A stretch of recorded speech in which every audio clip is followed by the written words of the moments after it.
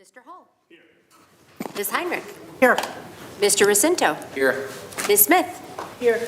I myself am here. President Weems. I am here. Thank you. We have a quorum. We will now stand for the Pledge of Allegiance.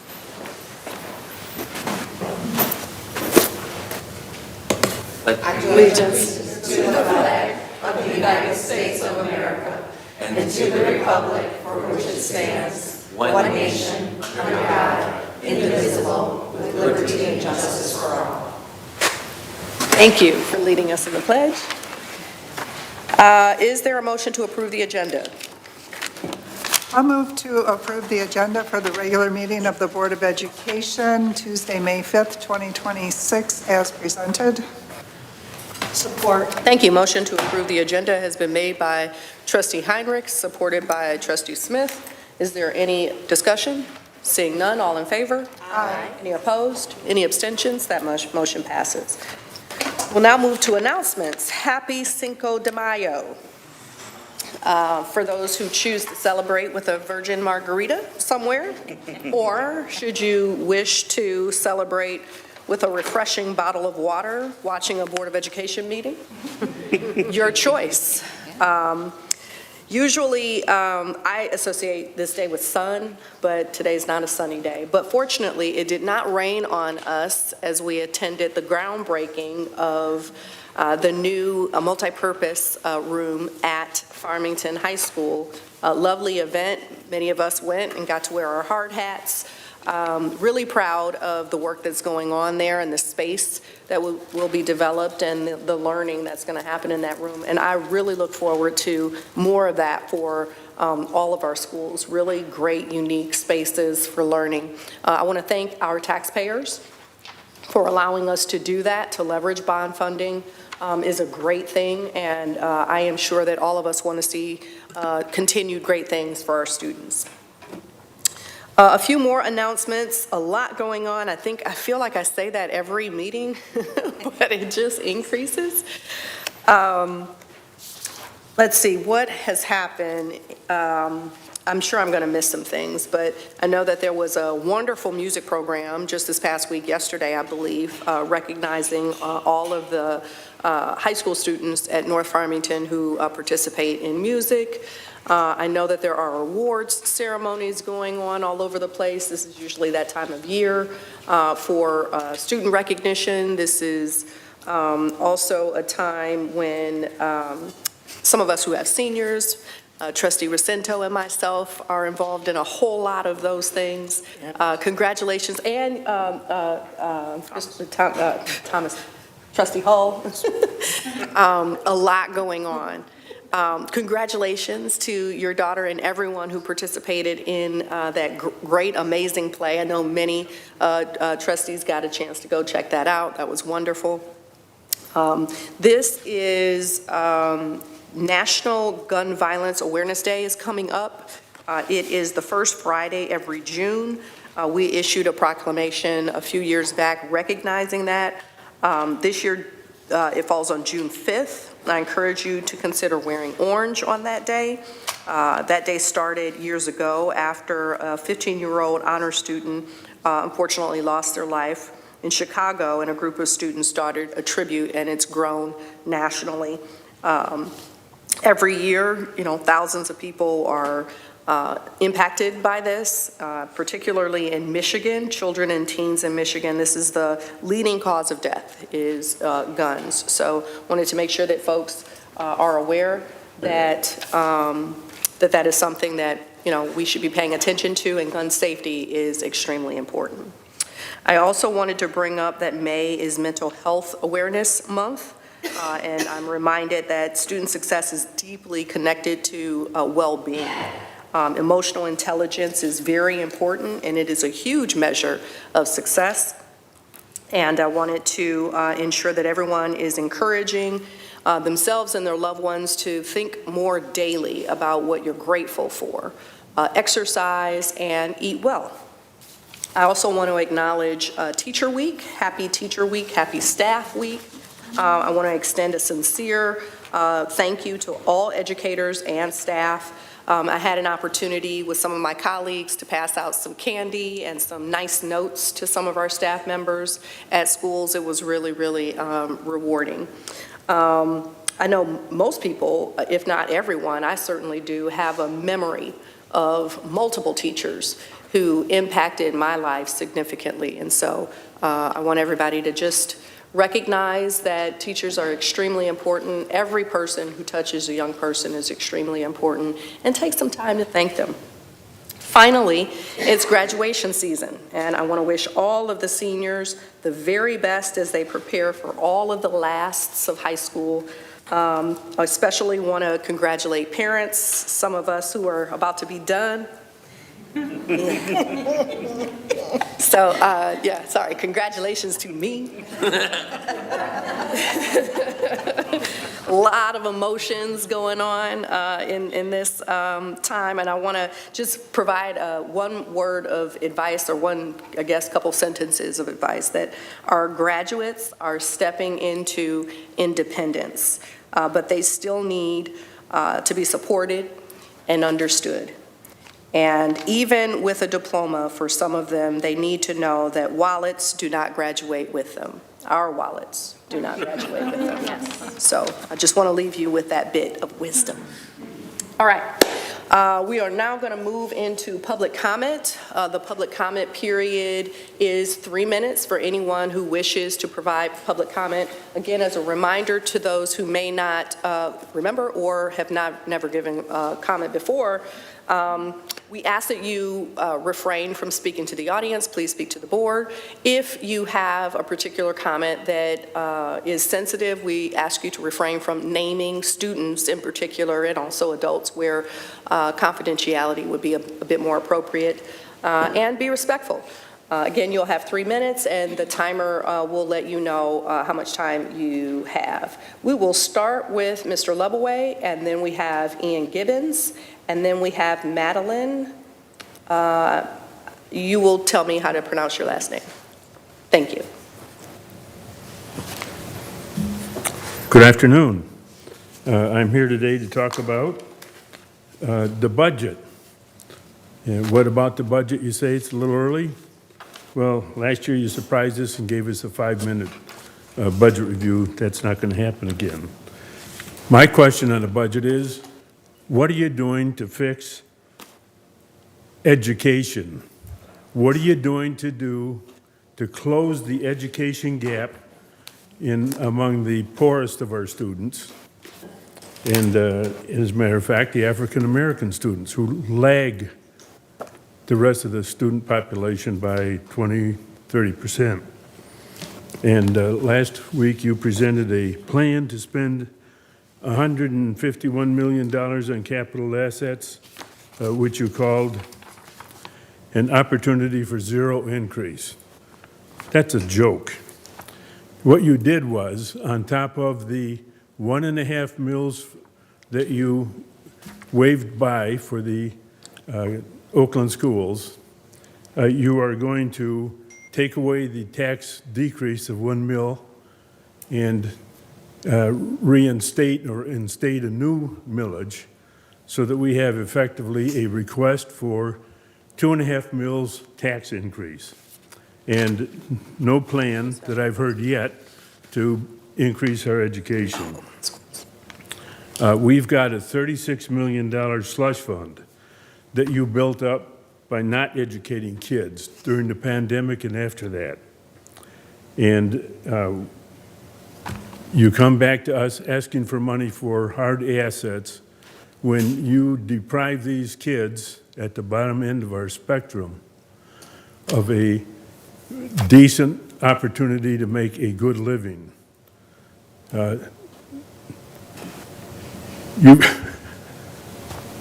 You've done that for all the years I've been at this board. You just like the trinkets. Let's go and spend $2.5 million on a building that we don't really need.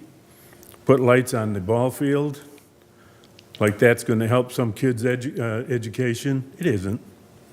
So I think it's time that you switched gears and started educating our children. And I know you're going to have a retreat on Saturday. I think we ought to get the public there to hear what you have to say. After your last board retreat, you said that we were doing wonderfully on education. And then I don't remember seeing a presentation here at the board saying how you accomplished that. And I don't believe it any more than I did for the last 6 years. Thank you for those perspectives. Next, we'll have Ian, followed by Madeline. And if there's anyone else who wishes to make comment at this time, please fill out a card. Right now, I don't have any more cards. Good evening. afternoon. As you can see, Hackbots have returned from Texas at our Worlds competition. Maddie plans to recap our season a little bit, but I'm here to talk about where we're going forwards, because, hate to say it, but you're not done seeing us for a little bit here. So as we move into our summer plans and into next year, we start focusing a lot more on how we want to build up more systems that will support students that are coming through. We have a lot of juniors, current juniors, that will be seniors next year, that we need to have them teach new students how they're going to run the team after we graduate. So we, in these next couple of months, are going to be building up a lot of infrastructure around that. We have a lot of new training policies that we're trying to put in, a lot of plans that we're working on moving forwards, as well as there's a couple of off-season competitions that we usually go to that are really just a blast overall. They're usually a great opportunity to work with other teams in our area and to experience other parts of robotics other than just our little pocket. Which just before Worlds, we did something very similar where we were at a practice field with a team in Auburn Hills, and they had invited about 7 teams, I think, and it was an amazing experience, and mainly because these were 7 of the best teams in the state, and it really feels like we got to join the cool kids table, as we called it. So we went there, and it really feels like we're getting into that upper echelon of robotics in the state. So we're really excited to keep that going and to find ways to build that so it can be sustainable and we can be in that upper echelon for years to come. Thank you. Thank you for sharing. Madeline?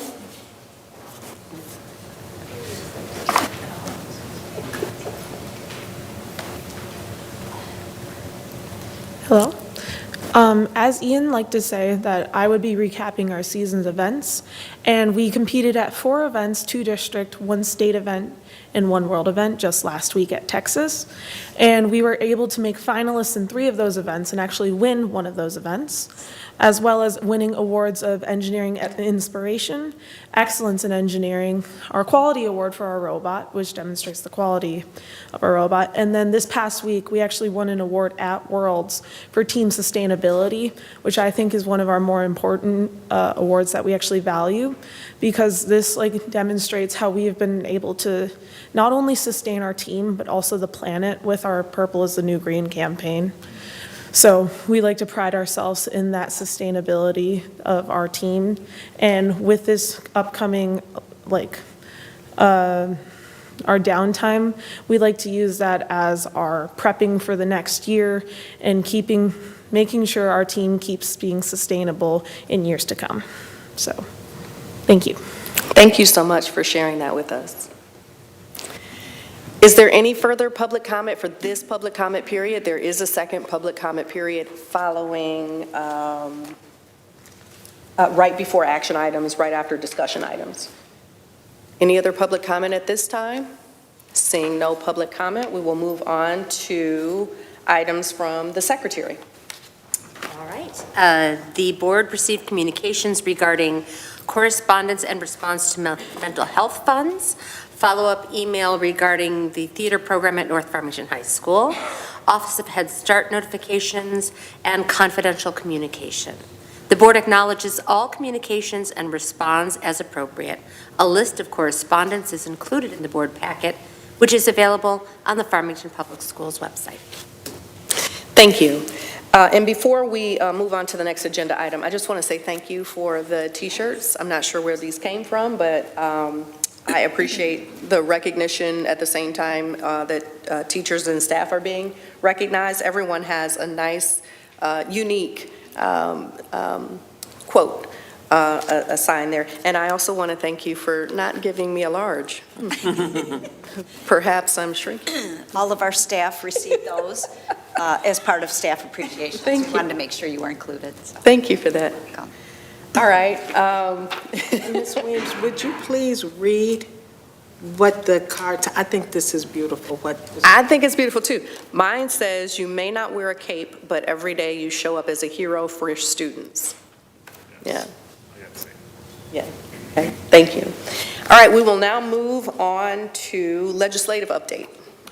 Yes, a few things coming out of the State House. The Senate took the next step in the budget process and has passed a school aid, community college, and university budgets kind of all together. I think the next step is to combine in a consensus revenue estimating conference, and that's scheduled for May 15th. So according to folks up there, it seems like hopefully they're on track to have this by the end of June, which is as required by law, and they are pushing our legislators to fulfill their mission. The other thing is that on Thursday, the House and Senate agreed to versions of bills that would remove the required essay portion of the SAT from the, as part of the MME, and that it will hit the governor's desk. And if that passes, then there will be no more requirement. We are, again, as a reminder, one of only 3 states, along with New Hampshire and Delaware, that currently require the essay portion of the SAT. That's it. Thank you. Moving on to district updates, Dr. Coffin. Yes, thank you, President Weems. As mentioned, we are celebrating Staff Appreciation Week this week, and I want to extend my deepest gratitude to our staff who serve our school community. Service requires a unique level of sacrifice and commitment to traveling the road less traveled. At FPS, we aren't just maintaining a system, we are building one for the future our students will inherit. This is our promise to our community, living out our mission, vision, and profile of a lifelong learner, whether it's through accelerating learning, celebrating student successes, or supporting one another throughout the academic year. Our staff does so with incredible heart. I'm constantly in awe of the greatness within our district. No one steps away from the challenging work because we all know that every single person in this system is impacting our students and student success. I am humbled and proud to lead such a dedicated team. The exceptionality was in full view these past few weeks as students at our elementary school prepared the pieces that we see here as part of our spring art gala. Our Farmington High School students shared their research on countries from around the world as part of the international showcase. We even learned a few dance moves, some of us who were there. Our community also had the opportunity to hear stories from our students and families through the TED Talks, through the TEDx program at FPS. Our Student IDEA Leadership Conference was student-organized and student-led and welcomed nearly 250 students to our OCC campus to discuss current issues they are facing today. Finally, our Vision students held our annual gala, and I can attest that it was a great time had by all. While we are focused now on finishing strong for this current year, our leadership team is already deep into planning for 26-27 school year. A primary focus for this work continues to be creating structures and supports that are necessary for academic acceleration for all learners. Recently, our high school admin teams met with strategic partners to analyze our high school scheduling process. By examining the pathways that our students choose through their 4-year experience, we were able to gain meaningful data and getting data-driven insights into the level of rigor at our high schools. This data is now being used to develop strategies that ensure all students have equitable access and rigorous and meaningful academic pathways. Research was shared during this most recent session, excuse me, and highlights a critical shift in how we view student readiness for their life beyond high school, including benchmarks for success. These include, in this order, the first predictor of success post-high school is academic intensity and years of course taking. That includes advanced courses and STEM progression. The second indicator of success is the overall GPA for students who are in rigorous coursework and maintain a 3.33 or higher GPA. Finally, the third is standardized test scores, acknowledging, though, that they have limited predictive power when compared to the academic rigor of their course pathway. To ground our work in this reality, we must look at the economic landscapes that our students are going to enter. The data that was shared for Michigan is very clear. All future paths require education beyond high school, with 72% of jobs here in Michigan requiring some sort of post-secondary training by 2031. And 84% of the top 50 Michigan jobs through 2032 will require a bachelor's degree or higher. Finally, I'm so excited to share I've been selected to join a group of Michigan leaders tasked with addressing student success at the state level. Our goal is to evaluate the current outcomes and put formal policy changes on the table for considerations for our state policymakers. It's an absolute privilege for me to be able to represent FPS in these high-level discussions, ensuring that the work that we are doing here informs the future of education across Michigan. Finally, we do not do this work in isolation, as you know. So I'm happy to introduce one of our key partners, which is Ms. Sasha Matthews, our library director for the Farmington Community Library. I'd like to welcome you, Sasha, to the podium to share the work that is happening in our community libraries and partnerships to support our students and our families. Thank you. Thank you, Dr. Coffin and President Weems and the board. Thank you so much for having me here today. I did want to tell you just a little bit about myself. I am new to Farmington Libraries. I'm returning to Michigan after about a 20, 30-something year vacancy by way of Virginia Beach, Virginia. So I have been in libraries for 20 years, and 20 plus years, and I am a graduate of Wayne State University's Master's in Library Science, and I also received a Master's in Public Administration from Old Dominion University. So when the opportunity came up for me to return to Michigan with amazing Farmington Community Library, I jumped at that chance. So thank you so much for having me here today. I do want to preface it, I've been here 5 months, and there's a lot to learn.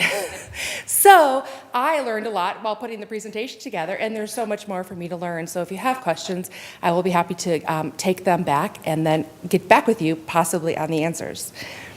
So one thing we want to make sure that everybody's aware of is anyone who lives, works, or goes to school in Farmington or Farmington Hills is eligible for a Farmington Community Library card. We often hear staff, we'll go out to outreaches or literacy nights, and staff are like, oh, but I work in Farmington, but I live in Canton or anywhere else.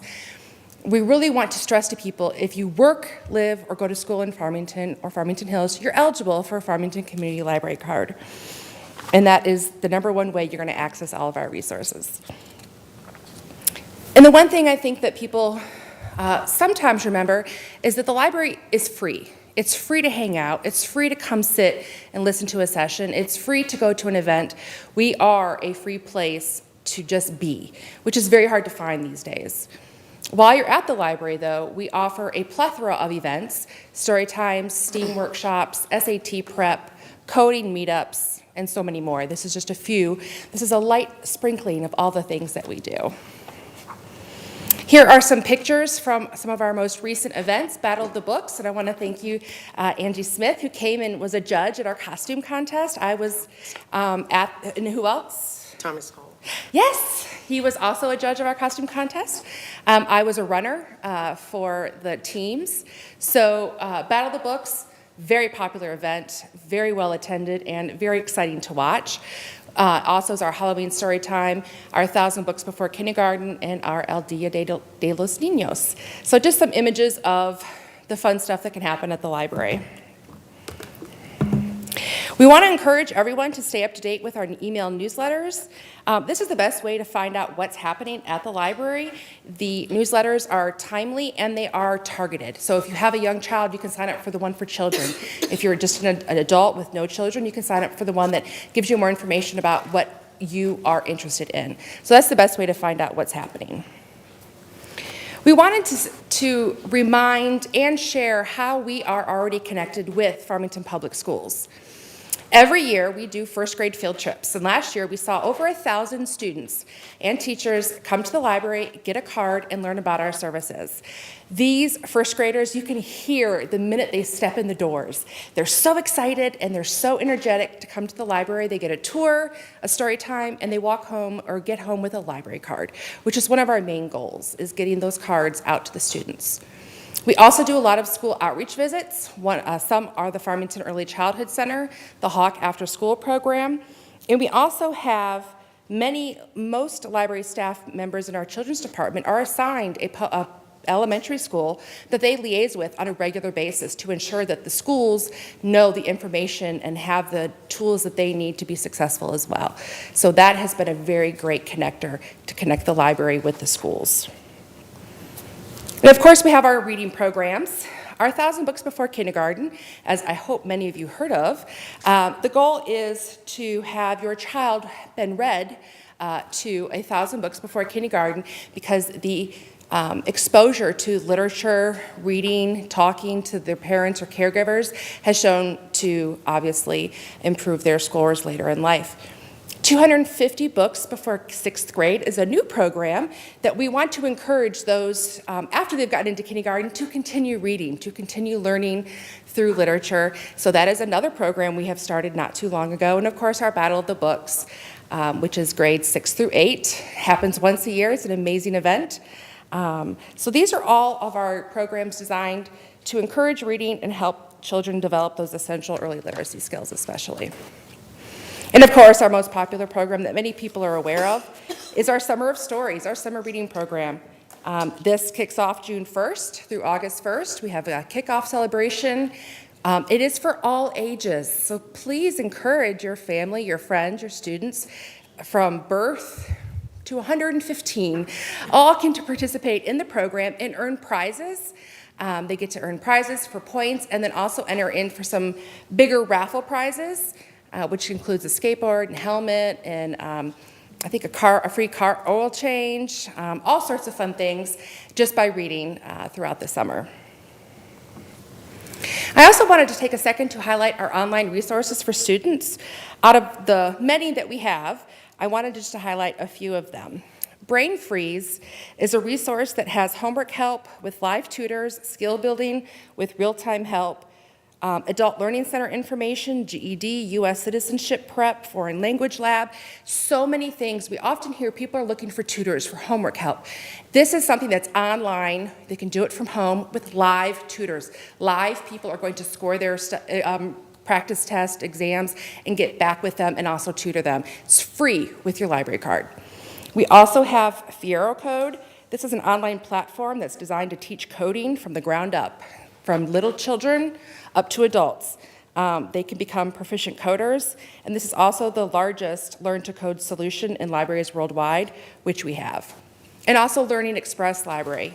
This has a plethora of activities, practice tests, SAT, PSAT, adult, college, how to write a resume, how to write a cover letter. All of those things are free through the library. They track your scores, you can get CEU, all these things. So we want to make sure people are aware of them. Then we also have Talk. Talk is Text and Learn for Kindergarten. This is a program that parents or caregivers of children 0 to 5 can sign up for, and they'll get about 8 to 10 text messages per month with fun activities they can do at home to help prepare their little ones for school success. So they'll get a little text message that tells them a tip or something they can do to work with their children because we know kids develop the cognitive and language skills they need to do well in school early. And we want to encourage them to have that back and forth with their parents and provide activities and suggestions, because sometimes parents, we know, are like, oh, what do I, I've talked to him about the weather, I've talked to him about all these things, and so it gives you little suggestions and activities to talk with them about, and that is something they can sign up through the library. We also have a lot of special collections, STEM kits, disability support kits. Our STEM kits include books and hands-on activities. They are housed at our Farmington Hills location, but they can go to either location. And then our Children's Disability Support Collection has books, media, and games aimed at supporting children and preteens with disabilities, as well as their parents, caregivers, and educators. So we have adult and youth disability support collections. So everybody likes stats. I'm going to breeze through the stats.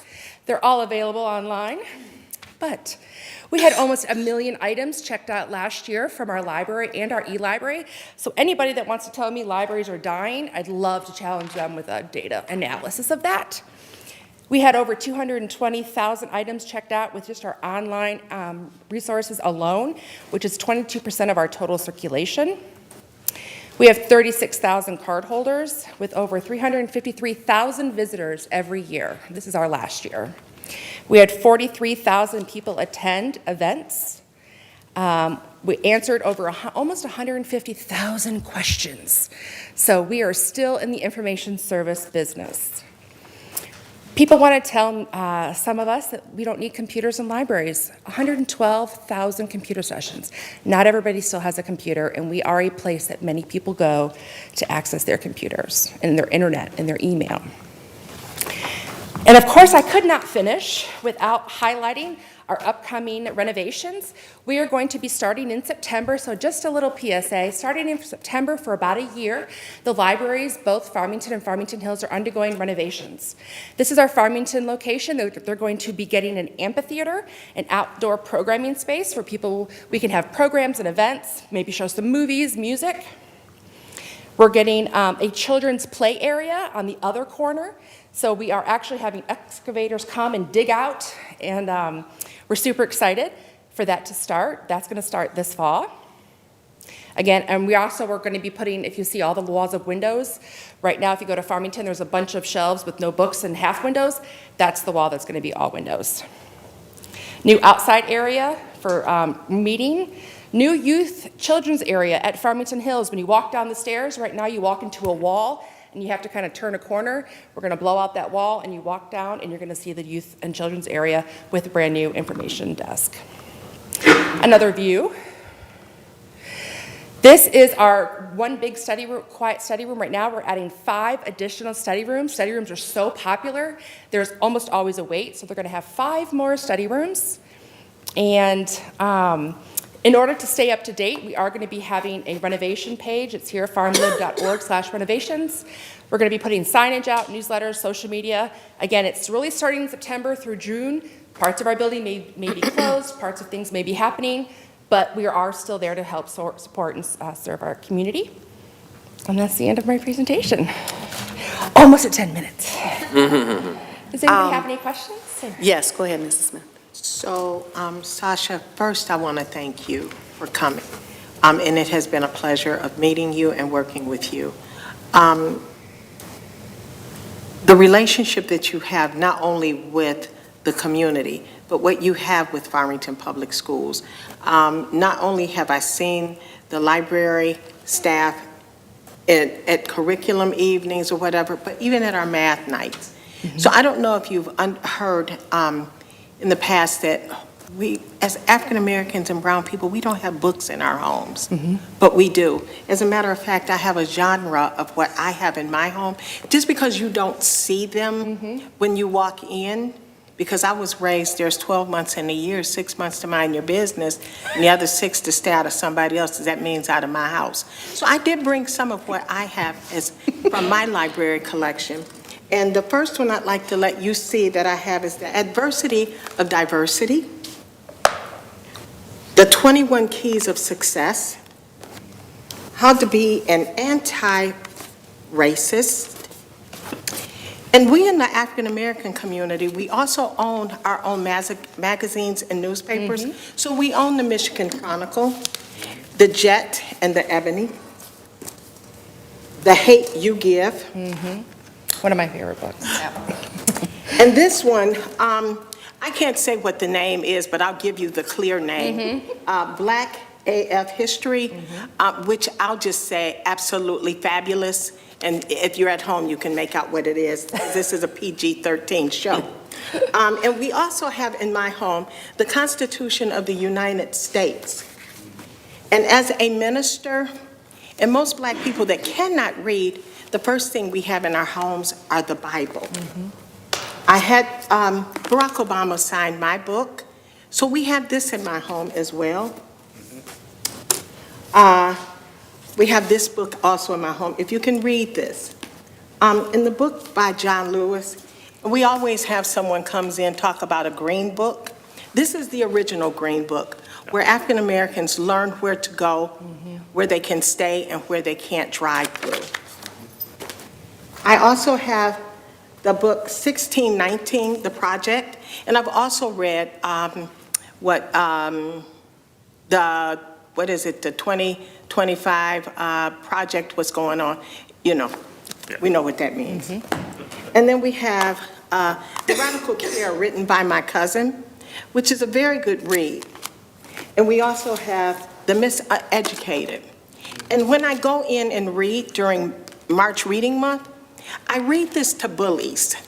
And so I want all bullies to hear, this is a really good story, and it's even for adults.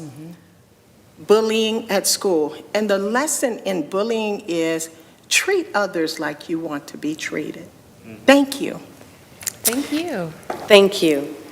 I was blown away. So we had the opportunity to meet prior to this meeting. I learned a lot. Thank you for coming. Thank you for sharing. I want to raise up that many of my colleagues had a lot of questions that you were able to answer, and I'm really looking forward to future collaboration. I want to thank Trustee Heinrich as well for, highlighting that we no longer have librarians in our schools, but there are some opportunities for us to continue to benefit from our own librarians in our community. First of all, I'm super excited about the renovations. I must be living under a rock. I did not know. What I love is that you're being responsive to what you're seeing. We were just talking about how students love to use those rooms. Adults often use those rooms as well for meeting. And the fact that you're creating more of them is just awesome. I don't know that anybody asked for outdoor space, but I'm loving it. I can't wait to use it. And I remember when I first came to the Farmington Library, 20 years ago, I was in love with the space downstairs for children. And I couldn't imagine it being any better, but I want to have more kids now just to go to the basement. No, not 5 seconds. No.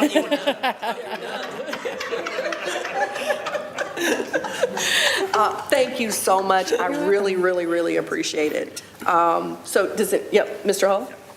Again, to echo my fellow colleagues that this is fantastic. I am very excited by the library. As I remember growing up, that there were really two places outside the home that people gathered, and that was at church and at the library. So some way you're getting some type of education, if it's religious or educational. So that was so embedded, and a lot of my childhood and a lot of people, especially of color, childhood was based in those two arenas. And two questions I have for you. One, that I see different type of classes, I see some coding. You have anything that's addressing the AI, AI classes? I'm seeing all these things pop up, say, hey, become AI, and 30 days? And, Well, we've you know. started having classes on learning about what AI is. Yes. For so many people in our community and our citizens aren't really sure what it is and that they've been using it for quite a while anyway. So we've started with that, just educating people on what AI is, how it can or is being used right now, and what it may look like in the future, because it seems to just be rolling along and changing. So we have started doing that, and we're looking at expanding to see what else do we need to add to the education piece of it. Awesome. And also for, as we mentioned before, that it seemed like we get our kids very involved in the library at a very young age. How about, for instance, the high school age kids, like, you know, we don't see them in the library as excited, you know, and going to the library as we once were. Are there any kind of programs geared for high school kids that say, hey, you know, libraries are still a cool place to be? We actually do have quite a few programs for the middle school and high school. The high schoolers, it's a little harder to get their attention. You know, they've got activities and after school and jobs and sports and all of these things. So we do try and reach them in the way we can with different activities, or we go to them. We go to the high schools and we go to the schools. It's a little harder. We used to have volunteers, but we can't have them anymore. So we're working through what that's going to look like, because that was a great way we used to get them in. So we have teen librarians. They're working with the teens and working with the high schoolers and trying to see what do they need. So again, they use our libraries for a lot of that group study. And we do things like, you know, for finals week, we might have some activities or crafts or like those breaks with some junk food or something. Mr. Jacinto? Yes, I want to thank you also for returning. One thing I just want to add on with my colleagues is the community aspect of the library. It is Farmington Community Library. Like President Weems, we took our kids there and played in the puppets and read board books and really fell in love with the library. My daughter participated in Battle of the Books, and but beyond that, she's played her piano in the upper room in a recital time and time again. She worked through Farmington Public Schools and through an idea conference came up with a thing to create and read poetry and short stories, which then the library opened up their doors to have her host it there.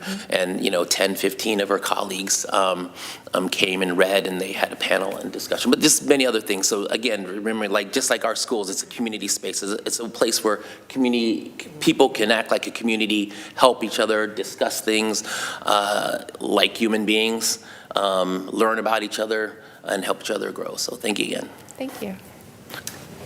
Well, I just wanted to highlight the amazing variety and number of events that you have coming up.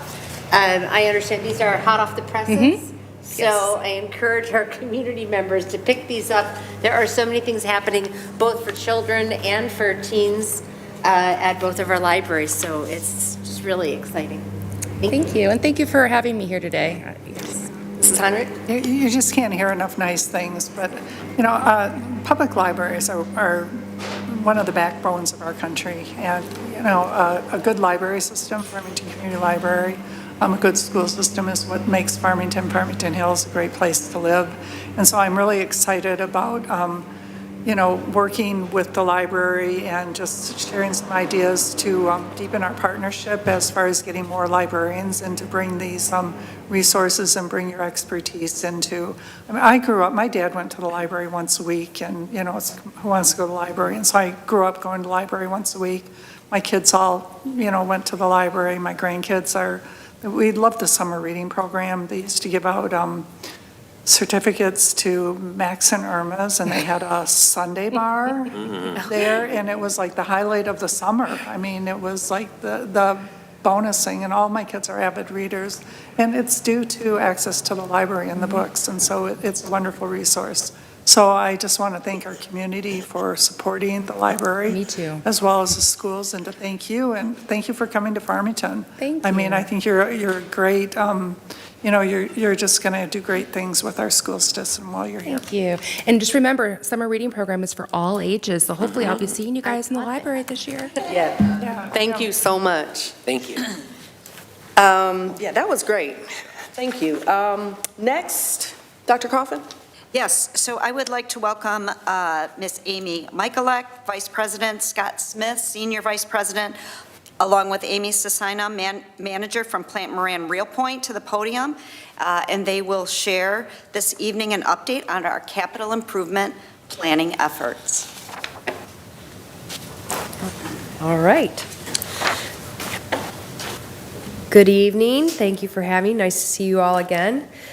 Today, I plan to give you a quick update along with Scott on the capital improvement program.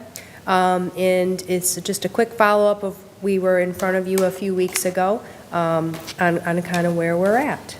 So we'd like to discuss an update on the financial opportunities, give you an update on activities, where what we've been working on in the next couple of weeks, what we plan to accomplish, and have a little bit of time for questions and answers, and then turn it over to Amy, the other Amy from Plan.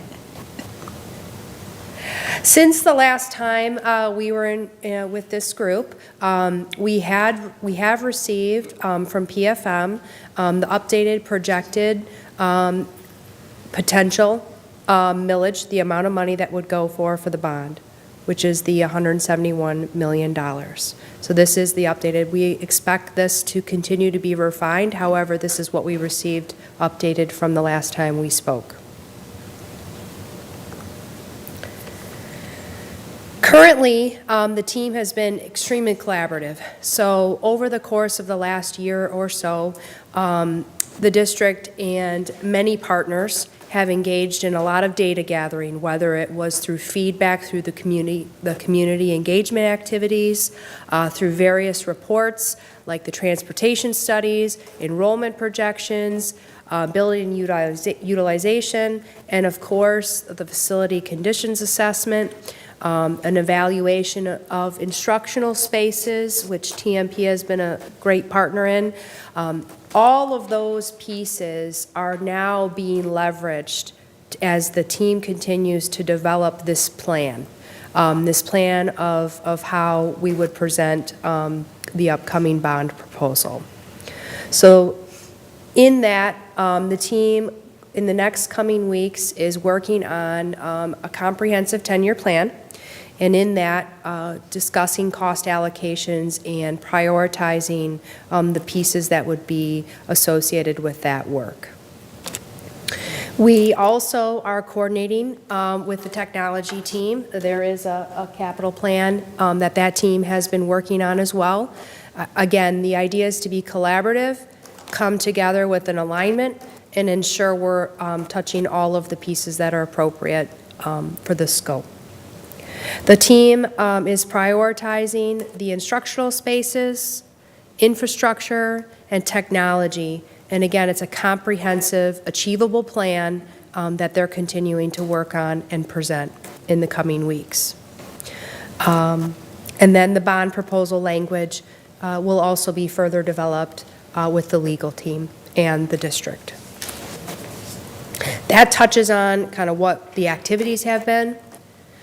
This schedule, same schedule we've been presenting a couple of different times. The red line here just kind of shows where we're at. We're nearing the end, and it's coming in quickly.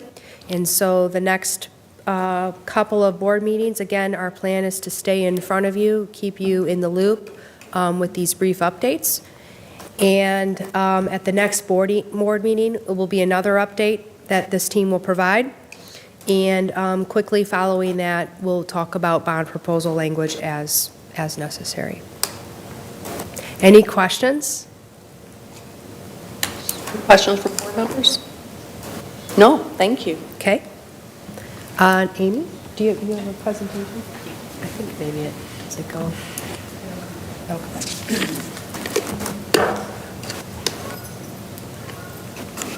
Can I press anything, or does it? All right, there we go. Well, thank you, everybody, for allowing me to come here and talk to you about the future technology plan. We tried to make this brief, but just give you a quick overview of kind of where everything's at. So we looked at this from both a 3-year and a 10-year plan, and we wanted to make sure, like Amy said, we're focusing on instructional spaces, We're also focusing on the infrastructure to make sure that those work, as well as security and safety. And so what you see outlined here is, here's what we need to do within the next 3 years to kind of continue at the level that we're at right now, and to also add some additional improvements. So a lot of these are projects that are required because technology doesn't last as long as buildings. So your laptop that you have is not going to last the 20 years that, carpet might. So we need to replace those every 4 to 5 years. We're looking at large area AV, so we're looking at some neat things in the gyms at the elementary that'll allow the kids to be interactive and do some different types of gym activities along with their normal ones. We have curriculum specific in there, so if there's something that the science department is looking at that is, really interesting and something that would be neat and add to their curriculum, we would include that in there as well. The infrastructure side, I kind of skipped over that. That's really just the backbone, the fiber and cabling. We're redoing the cabling now, so this is only to support any construction, so only to support anything that changes, any remodels. You may need to do some things to accommodate for the wall changes, things like that. And then instructional support technology, so we have the public address systems that would be modernizing those to integrate into the classroom audio to provide more safety features, and so really just an improvement from where we're at. Those a lot of times are integrated with clocks, so we look at that at the same time. Again, devices don't last for more than 4 to 5 years. Copiers, we replace those every 5 years as well. They a lot of cost savings if you do it that way versus keeping them longer. And then just some other conference room technology, digital signage, food service, point of sale systems. You see the estimated 3-year cost is about $17.5 million. We're still working on prioritizing this, and you'll see the 10-year plan is significantly more. We're working our way through prioritizing. This is just kind of an initial look at this so that you have a good idea of where we're at. And then here, the 10-year plan is really a lot of the same, but we added some additional items. So student devices, if you see anything blue with a star, those are items that aren't included in the 3-year plan. So we have student devices, we have auditorium and video production. So we just did some pretty significant upgrades to the auditoriums. And this would be kind of the next round of upgrades along with TV10 upgrades.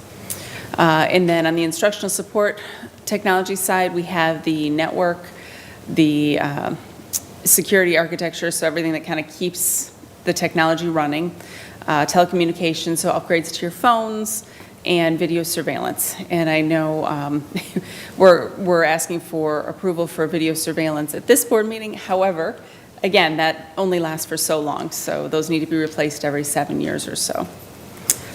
And so the estimated 10-year cost for that is $65 million. We know we don't have that much. We're looking at, where do we fit these things in? How do we prioritize them? And this is just kind of our initial first blush at it. Any questions? Ms. Smith? Thank you for bringing this to the board. 5 years ago, I purchased a condo, and I'm waiting for Alice and Marcia and Jan to pop out because that's just how dated it is. And it becomes more of a problem for me because it's more money for me to put in.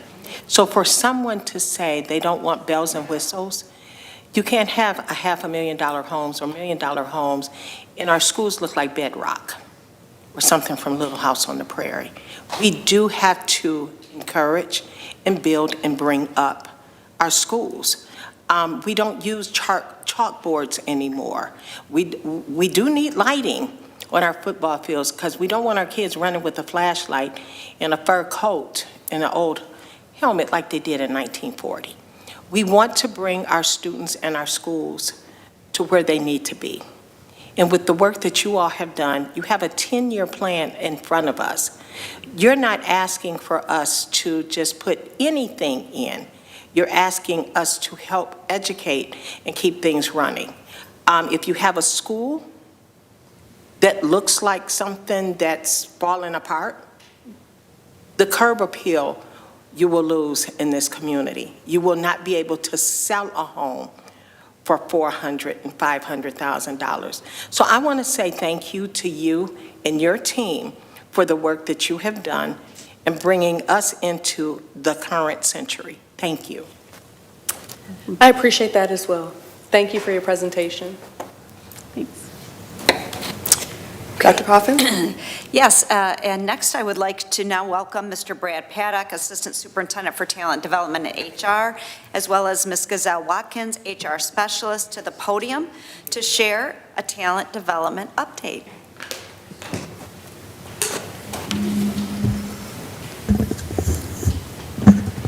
Good evening, Dr. Coffin, President Weems, and the Board of Education.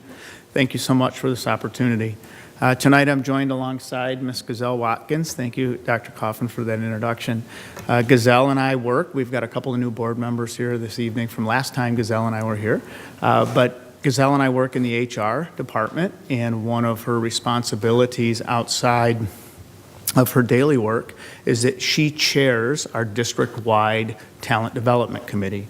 And our goal tonight is to kind of give you a broad overview of some of the things, a brief look back, so there's some education about the committee, and then moving forward about some of the work that we've done that touches on so much of the district, and then doing a little bit of a look forward for you as we think about 26, 27. So together, we are certainly pleased to have this opportunity to be in front of you and talk about the good work that is going on in this district.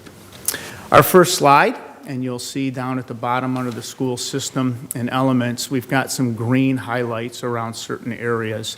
And in all of our presentations to the Board of Education, when we think about this blueprint, we want to intentionally start this way because at the center of all the things that we do would be the student experiences. And this work touches on so many of our system elements, and it anchors the work that we do in the Talent Development Committee. And so that is the kind of the framework of what touches all of this work and is an anchor, really. That this work is not done in isolation. This work is not random work that's happening just because it's committee work. It's very purposeful, it's very meaningful, and it's centered around what all the other departments in the district are trying to do as well, which is why unless the instructional team is up here or the tech team, like this is a slide that anchors us. This is the blueprint. And this committee work does exactly that. It touches so many systems in our district. Good evening. Thank you for having me. I'm excited to talk to you about the work that we're doing in the Talent Development Committee. So the Talent Development Committee has always been made up of a diverse group of staff here in the district. When we started, the group may have been larger, but we have had consistent people in our committee who are here to do the work. Thank you, Brad. Mm-hmm. So the history of the Talent Development Committee, when it was first developed, the goal was to bring together a group of people to talk about and develop diverse ideas and innovative ideas around how we can recruit and bring people here into the district, and also to retain those people. So we have maintained that, and we're working collaboratively. We're working in collaboration with everyone. We're being strategic about how we're doing in attracting, recruiting, and keeping people here in the district. All our goals are aligned with recruitment, with the onboarding that we do in HR, and also our retention ideas. Thank you. So our format, as I said, is most definitely collaborative. When we get together and meet, we think about what's needed in the district. We also have some practices that we use. So our work is data-driven, and it's also ARC-aligned work. In talking about and cultural building, so it's all of these things that's up here. Our subcommittees that we have in our group, those are the ones who meet, get together, and start putting together the work to implement the ideas that have come out of the committee. So speaking of art-driven. The last time we were here, we were excited to talk to you and introduce the art model to you, the talent development art model to you, and how we attract, recruit, and keep people here in the district. Since that time, we've been able to put into our school buildings posters that contain a QR code, and in that QR code, staff are able to give us their ideas. So those ideas that you see up there to attract, recruit, and keep come directly from the staff. We take those ideas in meetings and we talk about them and discuss what can we do to get this implemented in the district. Is this a good idea for the district? What's the best thing for the district in attracting, recruiting, and keeping people here in our district? So we see that one of the things that was said in attract was updating and modernizing our school district, recruiting, setting up computer labs when we're going out, when people are coming in to fill out applications, and keeping, they talked about ways to treat our staff like VIPs. So we talked about the art talent model, which we're all familiar with, the poster that we use to get ideas from staff. So we also have the staff portrait. So the staff portrait is aligned with the profile of a lifelong learner, and that was intentional. When we started talking about the profile of a lifelong learner, and also start thinking about how we want our staff, who do we want in front of our children, who do we want next to us in the next desk when we're working. One of the things that was done was we sent out something to all staff asking them, what do you want to see in a person that's sitting next to you? What do you want to see in a person that's in front of your students, in front of students on a regular basis? And the committee and working together, the staff portrait is what was developed from it. So, in 25, 26, we've been really busy. So, makes us work. that's the goal, right? Work in collaboration with everyone, not only in the building and department that we work in, but also work in collaboration with other folk that are here in the district. So in doing that, we made sure we wanted to create an onboard experience for anyone that's coming into the district. So we have HR on a roll where people in our HR office, we go out and we meet staff and talk to staff. We have our extended onboarding experience, which includes taking a picture. When they come in and take the picture on their data of their new hire meeting, on their onboard meeting, we take a picture, and that's part of the experience.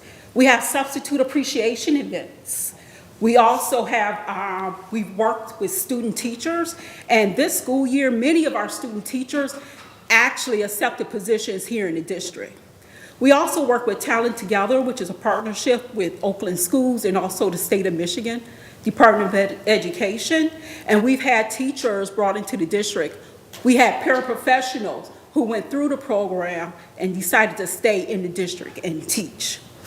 We have our welcome aboard for our newer administrators to Farmington Public Schools, in which we get together and we talk. So not only does this help us to recruit, retain, and attract, recruit, and retain staff, but it also helps us create the culture of Farmington Public Schools. So these are some of the things that we've done in order to attract people to our district. Referrals, we've done, of course, social media. Galapagos has been really good in helping us with a lot of these things. We have co-op students who go to school and then go work in another department, such as transportation, of course, college fairs and job fairs.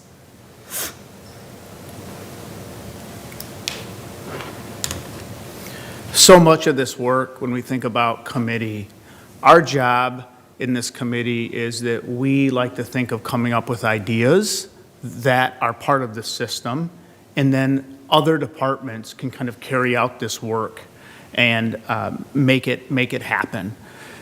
What you're looking at this slide is, you heard Gazelle talk about that we want to figure out how to measure if a lot of these initiatives are working. And so this is just one slide of thinking about data in a kind of a leading indicator manner. that we want to be forward-thinking and choose metrics that allow us to measure, are these initiatives working? Are the things that we're putting in place for a system to build itself, what are some metrics that we can use and analyze? We talked about that, yes, this is a district committee. So much of the work lives within the HR and Talent Development Department, which is why you see a lot of members on the committee. But this is one snippet of information that when we talk about a metrics and a system, thinking about staff, and once we spend money to hire them, you saw the recruitment efforts that potentially would go into getting somebody, and then once you get them, do they stay in your organization? Because it's one thing to have fill rates that can go up to 100% one day and down to 80. I mean, we've all worked in environments with employers where when you measure your staff turnover, it speaks to your culture. It speaks to your reputation. It speaks to other people wanting to come to an organization when there's longevity. One slide of looking forward to say, because we would love this to be 100%. We just would, right? When you hire somebody, they're going to stay here for a career. The reality is that's not always true with employers. This data set speaks volumes about all the work happening in this district. It's not just a talent development piece of data. For some employees, they feel extremely connected when they read Dr. Coffin's Happy Friday email, and that matters to them staying in the organization. Others can be so proud to be on work that is centered with Margaret and Rhonda and leading instruction, and they feel valued from where they sit in the organization. You know, facilities, maintenance, there's a ton of pride that our workforce has with some of our hourly staff feeling part of what we do. The shirts for staff appreciation, all of that matters. So it's not just the Talent Development Committee. We can come up with ideas, we can have thoughts, we can have ideas. It takes all the other departments to carry out this work. And so, yes, this is a Talent Development Committee's presentation, but this is a metrics that every single employee, including the Board of Education, should be celebrating, because this is measurable results, and it starts to forecast what does our future look like. When you hang on to your employees, that's actually the new recruitment, is focus on retaining, and that's your attraction. So we looked at the data that Brad just presented. Some of the other data that we collect is through the staff connection. So the staff connection is when we talk to newly hired staff every 30, 60, and 90 days. So we talk to them, we find out how they're doing. Do you have all the resources you need to be successful in your position? What else, you know, is there anything that we can do to assist you with that? We also ask them some questions around culture. Would you recommend the district to someone? So the data that you're looking at now is from those who have participated in all the 30, 60, and 90-day 30, 60, 90-day conversations. So we asked around, you know, how do you feel? Do you feel confident in your position? And at the 90-day, people are saying they're feeling much more confident doing more things on their own. Would you recommend the district? Of course they will. I would, and I sent it to a friend. Yeah, the district is supportive and friendly. Everyone is friendly and supportive. I feel that for the whole district. And so these are direct quotes from people. We want to make sure that we aren't improvising on their words or adding anything to it. When we ask, what do you think about the culture of the district or the culture of your building? And so sometimes people do start out talking about the culture of their building. And I asked, have they had any interactions with other people in the district? And how would you describe that? And these are some quotes that have come from that conversation. Supportive, friendly, everyone is friendly and supportive. I know I can always go to other staff for support. which is important because everyone wants to feel as if they're part of that culture in the building, as if they are important, and that they can trust the people who are working next to them.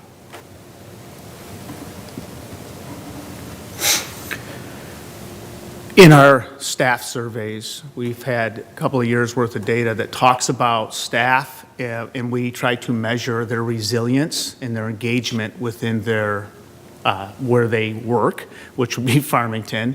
And one of the things that we learned through that staff survey is an opportunity of folks wanting to be celebrated. Earlier there was a slide that Gazelle went over that talked about treating them like a VIP, very important person. And so to give you just a sampling of something that's happening this year, just this week, we launched, just last week, we launched an employee recognition program called the Most Valuable Professional. And this slide, we hope to give you much more kind of data on this next year, but the goal of this is all 1,000+ employees have an opportunity to nominate a colleague that they work with that reflects the 5 areas of the staff portrait. And remember, 3 of the 5 areas in the staff portrait are identical to the learner profile, and that's very intentional. What we want to see in our students, we need to see it in our adults. And so this is just, again, one small thing that this committee does not sit still. We continue to think about what can it be for our employees so the very, very best experience they have, and this is something that literally just launched last week.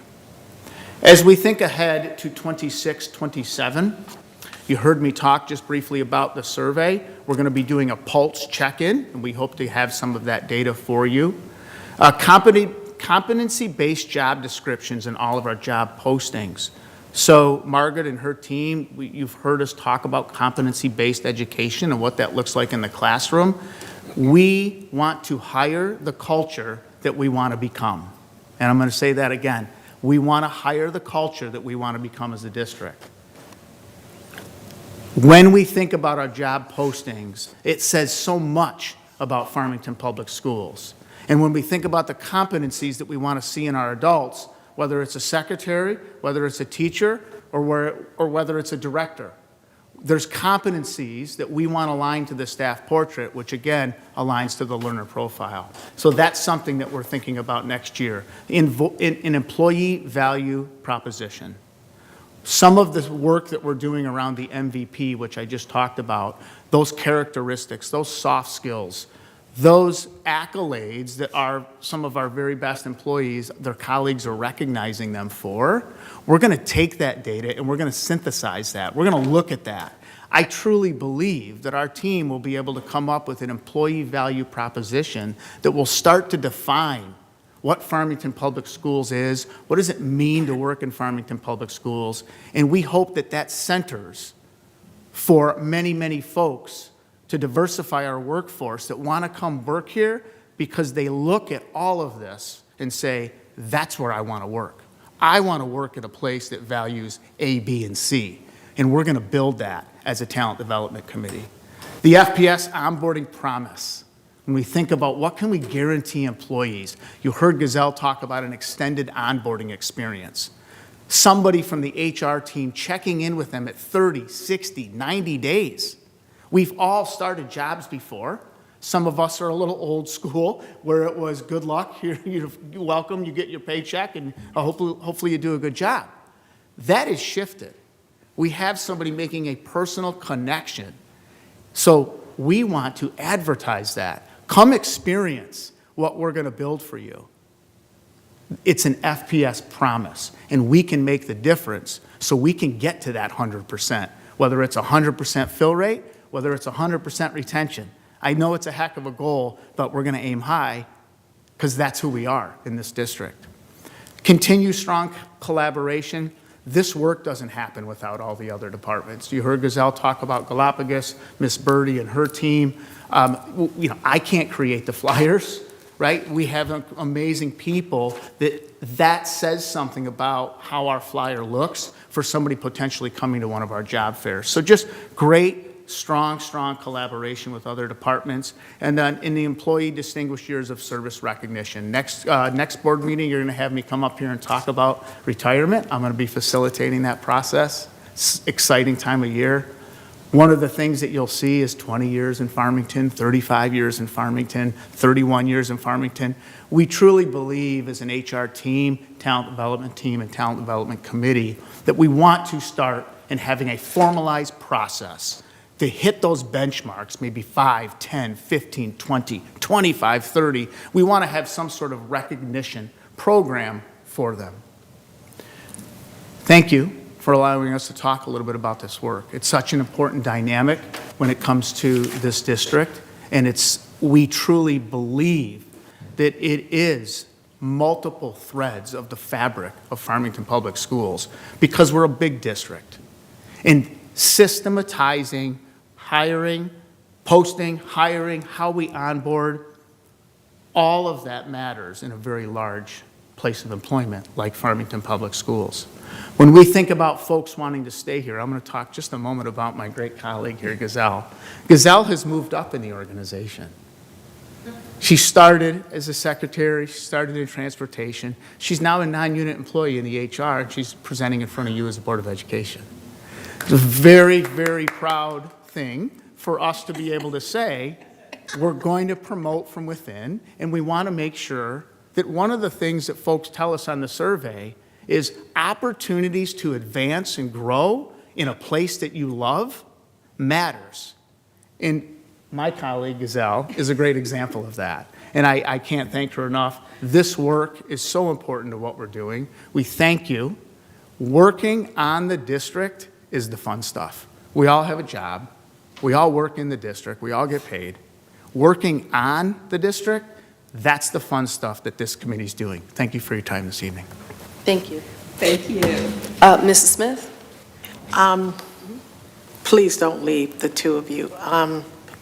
I love to hear us celebrate people instead of tolerate people and moving people up just because.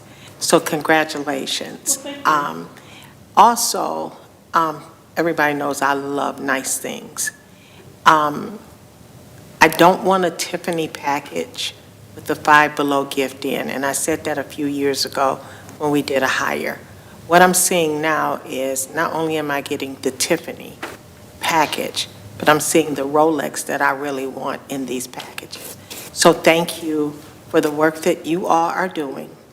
Thank you for being the better part, because it starts at the top. And this is coming from the HR department. I'm seeing a lot of people come in here, new faces, great people coming in and doing the work. And we're doing some really good hires. I'm watching former students come in that are getting paid. And the superintendent will point out, hey, this is a former student. Do you remember this student? Well, yeah, I'm a little long in the tooth. I remember a lot of them. But I appreciate the work. I appreciate you not just moving people up the ladder because you were here. We want what's best for this district, and you're doing that in that department. I want to thank you, and congratulations again with the promotion. Thank you. Thank you. Thanks so much. Trustee Heinrich? Yeah, I just want to thank you for this presentation, and I just want to note a couple things that I noticed. I mean, I really like to slide with the metrics and the retention and measuring things, because if you don't measure things, then you don't know how you're doing. So I think that's good. I appreciate the culture of the district, and we're in the business of education, but one of the things I noticed is, it takes a whole village to educate a child, and we talk about the whole child. I mean, our bus drivers are so important because they're the first person that the kids see in the morning after they leave their parents. And I just remember, well, there's signs up all the time, we're hiring bus drivers, but I remember you coming and telling us that you were having a drive a school bus day where you invited community members to drive a school bus to hire more bus drivers. So the innovative things that you're doing to build the culture, I really appreciate that. I was at Farmington High School today, and there were a lot of parents coming in, and the office staff, when parents come into the buildings, the office staff is the first contact, and, you know, it's so important to have good people in the office, and so this culture that we have. Food is so important to children. You know, I mean, like lunch hour, a lot of kids, you ask them what their favorite part of the day is, and it's like recess or lunch hour. And so it's so important to have those parapros and the you know, and healthy or food that they'd like to eat or so that they're not hungry. So we really are lifelong learners, and so I really, you know, I'm thinking back to my first job where I was given a book in an office and that was it, and how to go, sort of thing. So this opportunity for mentoring and the onboarding process and things like that, so really that we value and care about our employees. And so I think it's important to share the work that we're doing with our community, and I appreciate you sharing it with the board also, so thank you for that work. Thank you for those nice words. Thank you. Trustee Hall? I really do appreciate the culture. I can see that the culture has shifted, in which there's a very collaborative. I'm seeing a lot more, I would say, familiarity with everyone, as in a very upbeat type of positiveness with employees in districts where I was seeing from what I observed. A couple of questions, though, I do have while you were making the presentation. For the recruitment efforts, okay, how are you coming along with, what are your efforts with hiring more diverse teaching staff? I'm hearing that, you know, quite often, you know, just want to see what was your efforts with that. Yeah. Do you want to,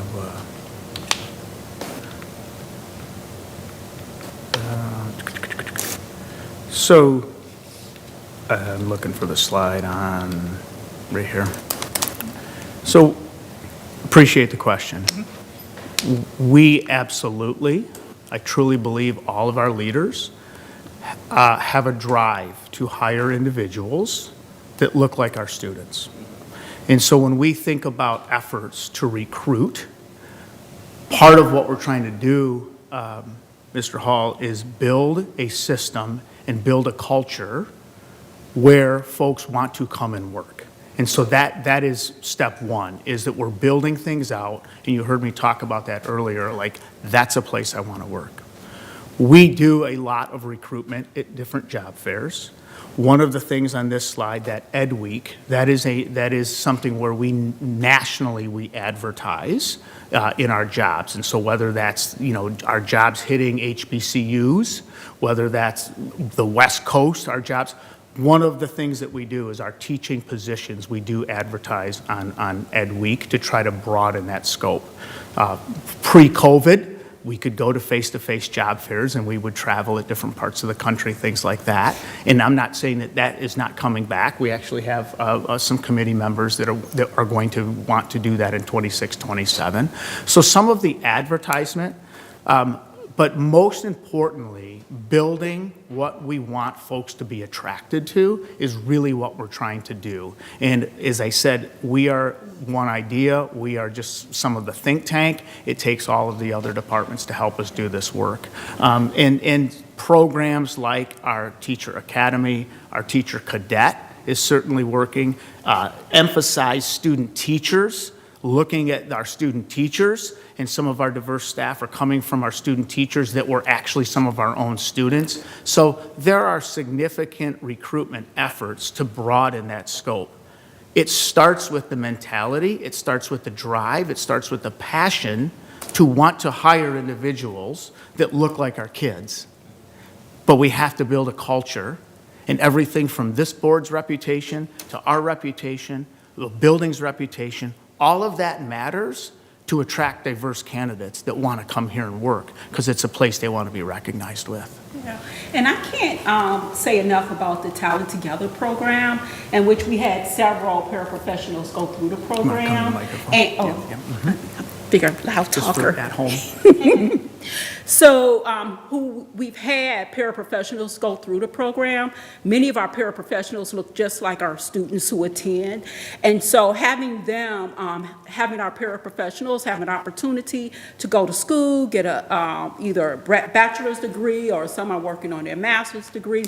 Most definitely, all of them are getting their teacher certifications and then become teachers in the district. That's just one of the efforts in recruiting that we've seen work, and it's ongoing.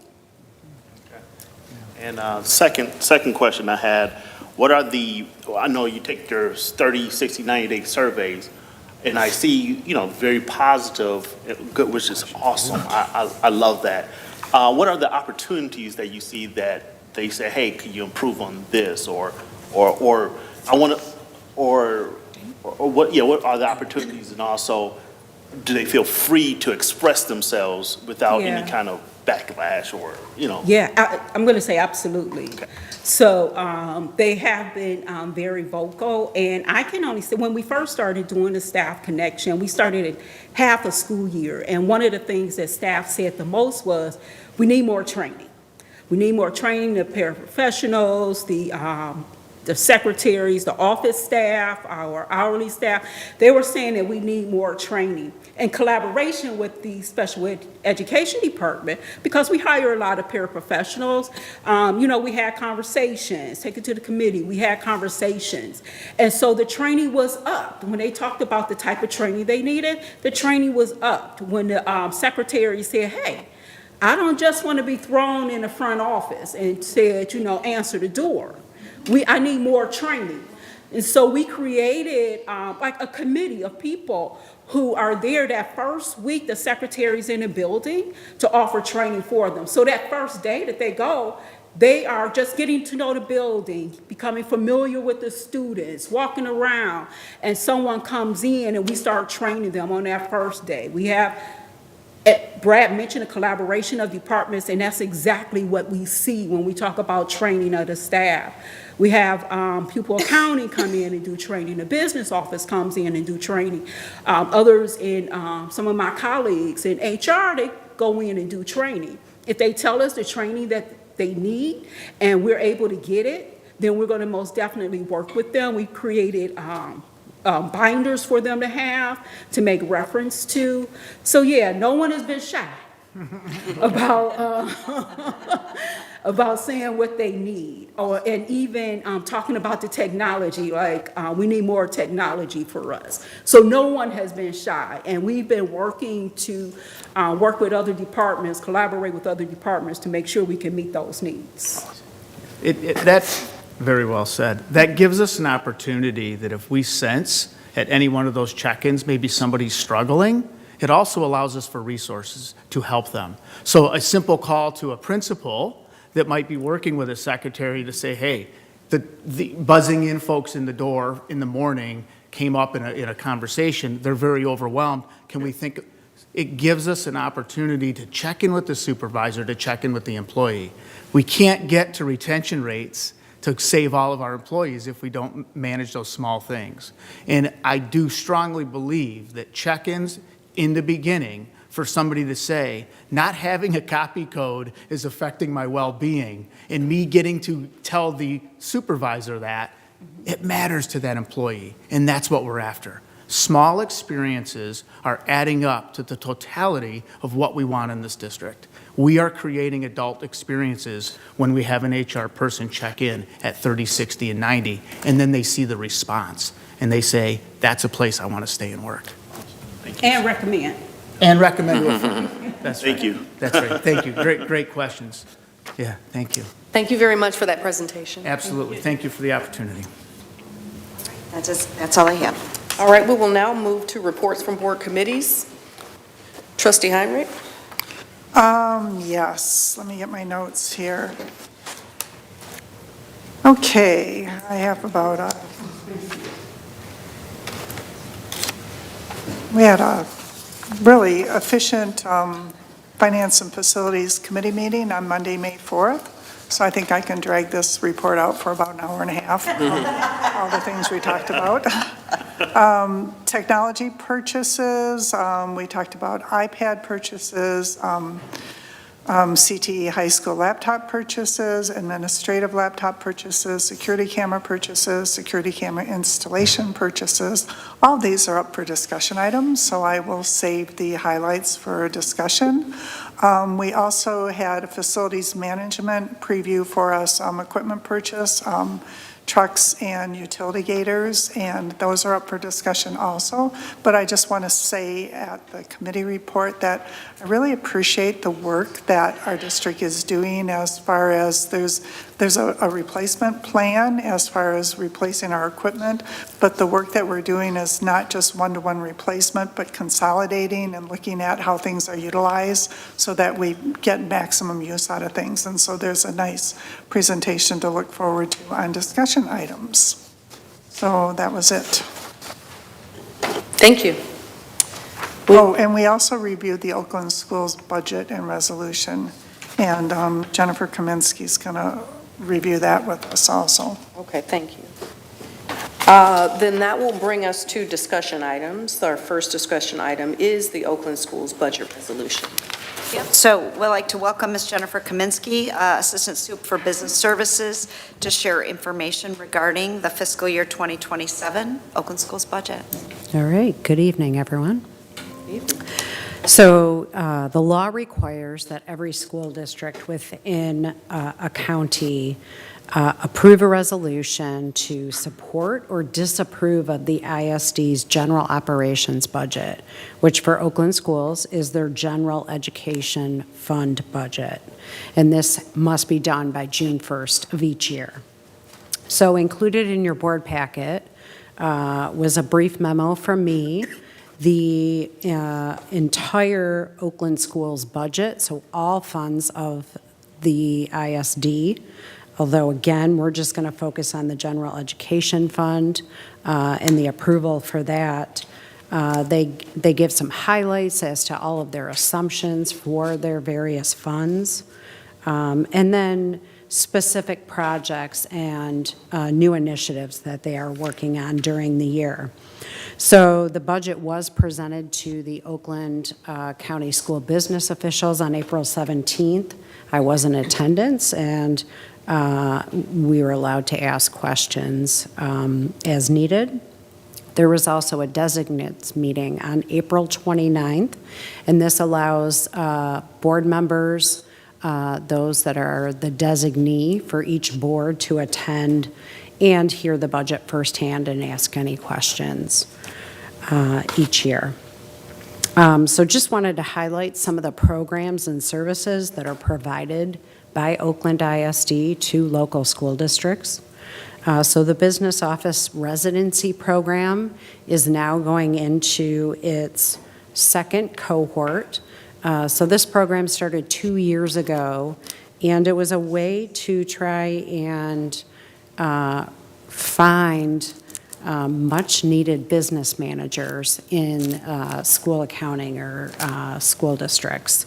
There's a lot of people have retired. And so they've been on a 2-year rotation. They spent time in 3 districts within Oakland County getting various experiences. And we actually directly benefited from this program. We had Steve, who spent his first 8-month rotation with us. And then we hired Doug Olson as our manager of purchasing and accounting. And so that has worked out really, really well for us in the business office. They're also doing a human resources leadership academy and really just trying to kind of build those next professionals to move into the HR roles within school districts.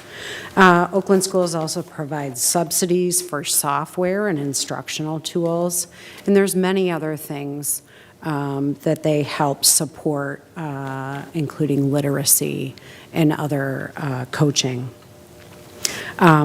So again, just a brief overview. They did have a taxable value increase built into their general operations budget, and so ISDs benefit from those property tax increases based on how they're funded. And so they have similar increases in their expenditures built in. And again, the board is only required to support or disapprove the general education fund budget. So I'm happy to pass along any questions you might have to them prior to your vote on May 19th. I can take any questions now. I don't think we have any questions, and just for the sake of our board members and the public, you know, I'm not real clear on why we need to do this. This is an annual requirement. Yeah, I'll just kind of leave it at that. I think more for transparency, honestly, I think it started, 15 years ago at least. So somebody thought it was a good idea in the legislature. All right, we will, I don't see any questions. I thank you very much for that. We'll move now on to the 2026 election for Oakland Schools Board of Education. There is one candidate. Mrs. Heinrich, would you like to just walk us through? Yeah, the Oakland Schools Board of Education runs a little different than the School District Board of Education, so their board members are elected by the school districts. They're not elected by the voting public. And so there's one vacancy, and there's only one candidate running. Gary Hoff is a candidate running. I think he sent out some information to board members. I received an email from him, so I don't know. I'll look at it. And but anyways, we have 2 meetings to discuss it. We're discussing it on May 4th, and then on May 29th, we'll approve a resolution supporting this candidate, or, yeah, I guess we could not support him, but, you know, so we have to decide whether or not we're going to support this candidate. And then we also have to designate representatives that have to go and represent the board to, they have to vote for the board. So our secretary sends in our resolution, and then we actually have to vote in person. And I want to thank my board members. Trustee Rosento volunteered to be our designate, and Trustee Smith volunteered to be the alternate in case something came up. And they will go and vote on June 1st for our representative, or cast our vote. Thank you very much for that. Seeing no questions, we will now move on to the IT technology purchase discussion. Yes, so I'd like to welcome Wes Prescott, our Director of Technology, to share information on a handful of technology requests. Buckle up. So I believe the first one is the Title I iPads, correct? All right. We had a proposal in front of you to purchase 110 iPads to support the Title I programs at the elementary schools. They'll primarily be used for early interventions, small group instruction, and differentiated instruction within those programs. The total cost is $132,220 and will be supported by Title I funds that are available. Are there any questions on that one? Well, we had asked at the committee meeting, I thought the district was going to give a little bit more information. There's some parents are pushed back on, you know, kids have Chromebooks, and now we're talking about iPads and screen time and devices. And so just to kind of share a little bit how this is important, and it's not just sticking screens in front of kids. Right, yeah, so an iPad, I wouldn't say it would increase screen time in the classroom. It's going to supplement the time that they might be using a Chromebook. Chromebooks and iPads are used for, they have two different functions, essentially. A Chromebook's great for accessing curriculum, you know, the learning management system, doing things like that. Students that might struggle, either typing a paper or doing certain things on a Chromebook, an iPad's a great tool as an early intervention for some of those different things. It also gives the teachers another option for differentiating instruction, using stations instead of having, you know, two groups on Chromebooks. They could have a group creating a drawing or a storyboard or interacting with an iPad in that way. And then the students on the Chromebook might be doing your more traditional tasks, such as maybe typing an essay or accessing the, curriculum via Canvas. And this is just for limited groups of students. It's only 110 iPads. Yeah. So it's not, the whole district is getting No. iPads. And it's more meant for, obviously, the Title I program for those Right. early interventions for our students that are most at risk. Okay, thank you. I'm sorry, again, how many? 110, And it's only for Title I schools? yes. And the rationale for just those schools is, why wouldn't other schools benefit? So there are iPads throughout the district for different programs for students to use. These ones were really identified just as another tool for offering some of those early intervention strategies. And these stay at the schools? Any other questions? Okay, I think we can move on. All right. I believe the next one is the CT laptop refresh. So this one, we currently have about 300 laptops that are spread out through our 3 high schools that support our CTE and design programs. Those laptops are 6+ years old now. So this purchase would just be refreshing those devices with new ones similar to how we do with all of our other devices. The cost for that, I believe we're purchasing 330. The cost is $439,560. We will be using CT funds that are available. I believe 100,000 of CT funds, and then the rest will be supported by the 2020 bond. And these have been planned for and do have allocations in our budget for each of these projects. And these, again, are for in-school? Yes. Okay. And they're a little bit higher end devices because they do support CAD and our digital design programs, so it's not just your standard laptop or Chromebook. Those don't have the processing power to be able to meet the needs of those programs. Okay. I think we can move on to the next one. All right.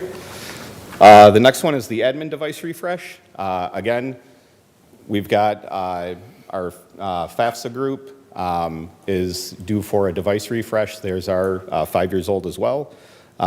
So this would refresh those devices, supported by the 2020 bond in the amount of $57,840.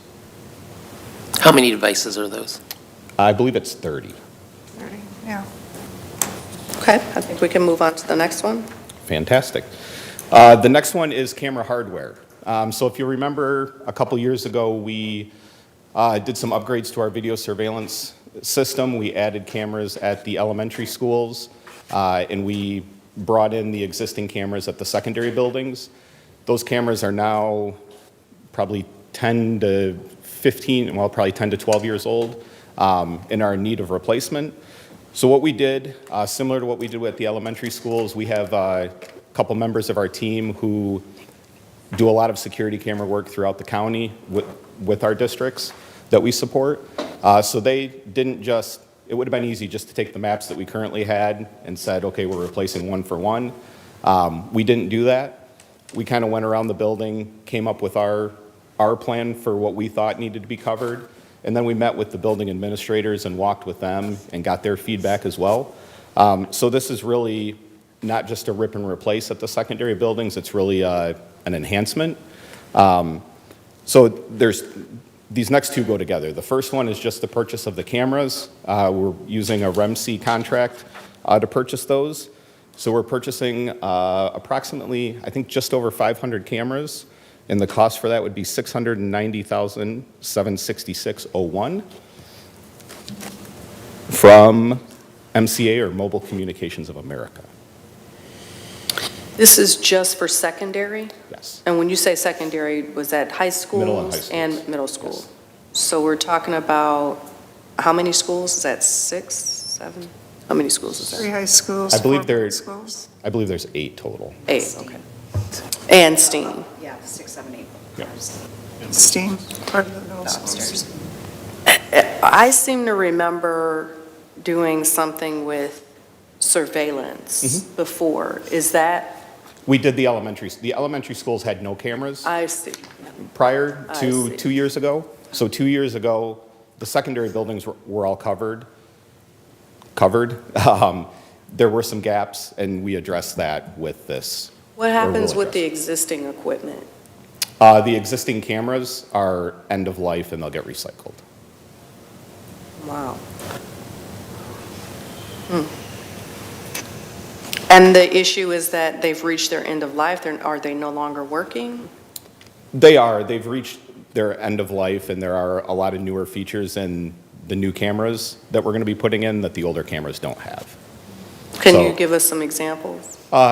Some AI features, some advanced searching, a lot of advanced analytics where you can, if I had an incident I needed to find a red car or a car with a specific license plate, I can track that throughout our footage.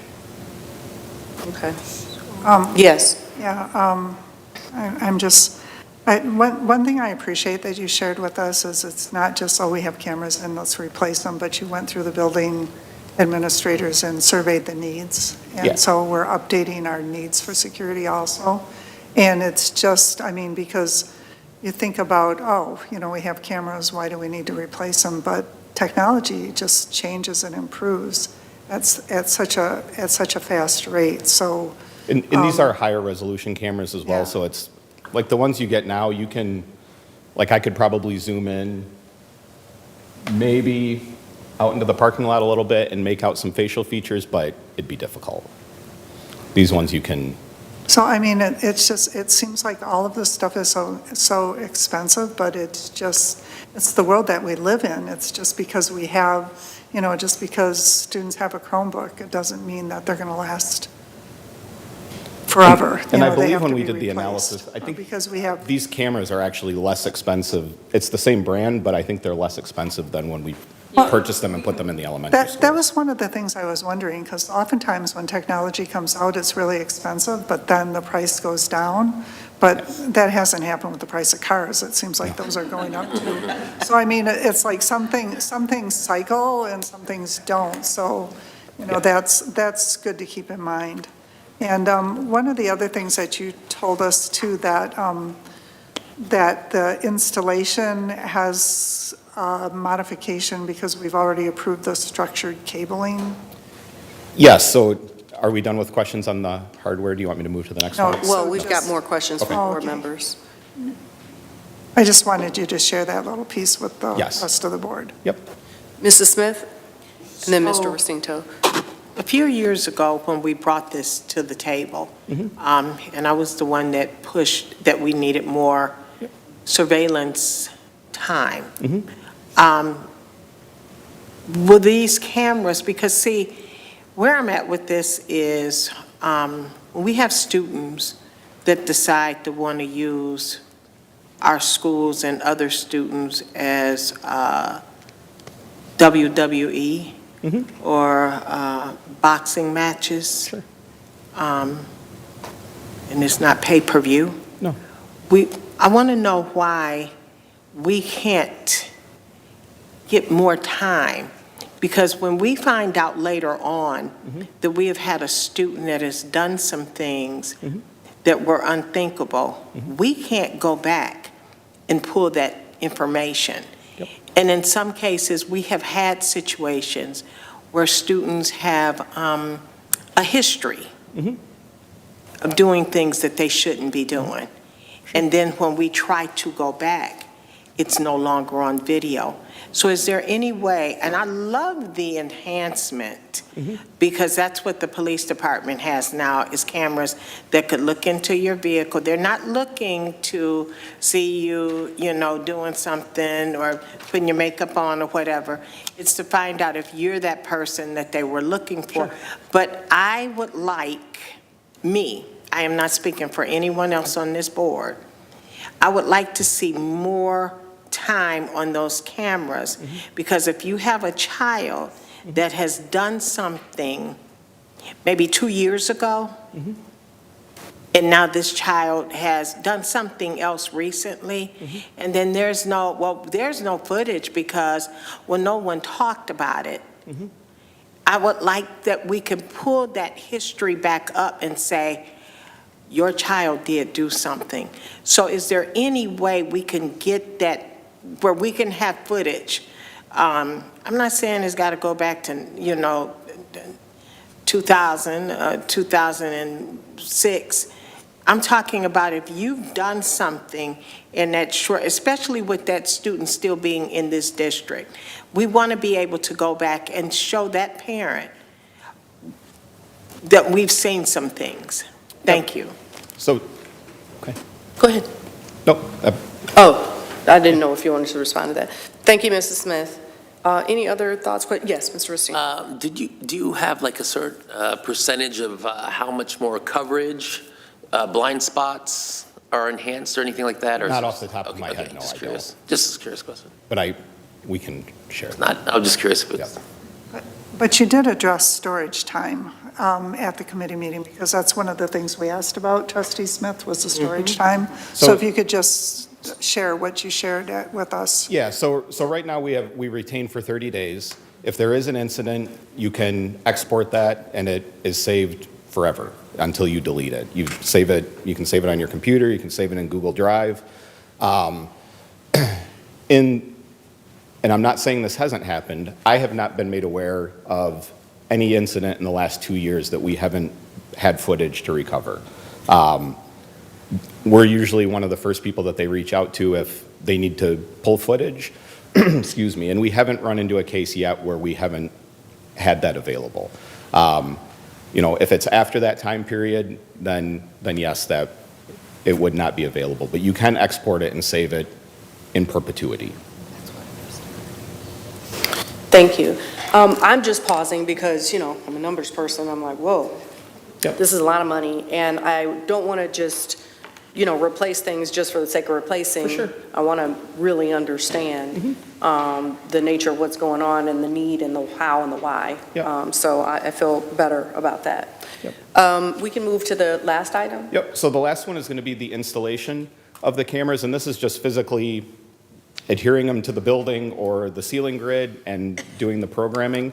The company that we are currently using for our cable installation throughout the district, Complete Interactive Technologies, as part of the bid that we awarded them in March, so just a couple months ago, they had a labor rate in there which we're using as a change order to be able to pay for this. They've done the work in other districts. They've done some of the work for us here. We wanted to try them out and make sure that they were going to be able to handle it because we've never used them for this type of work before. And they did a great job and have no problem recommending them for this work. Thank you.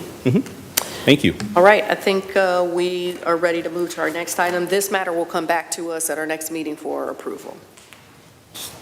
Go ahead. So I'd like to now welcome Mr. Luke Cadeau, Assistant Director of Facilities and Maintenance, to the podium, and he will discuss equipment purchase requests. Good evening. I'm just going to run through the 2026-2027 replacement plan. Purpose of this is to get pricing for 2026 models before Ford starts requiring us to start purchasing 2027 models. This is to ensure that our fleet is reliable and operational to meet the needs of the district. This is staying on schedule, like Ms. Heindrich said, with our replacement plan that we started back in the 23-24 school year. I know that's small, it's in your board packet, but that's just showing when we started this and our outlook all the way to 2030-2031 school year. This is focusing on cost savings and efficiency and operational needs.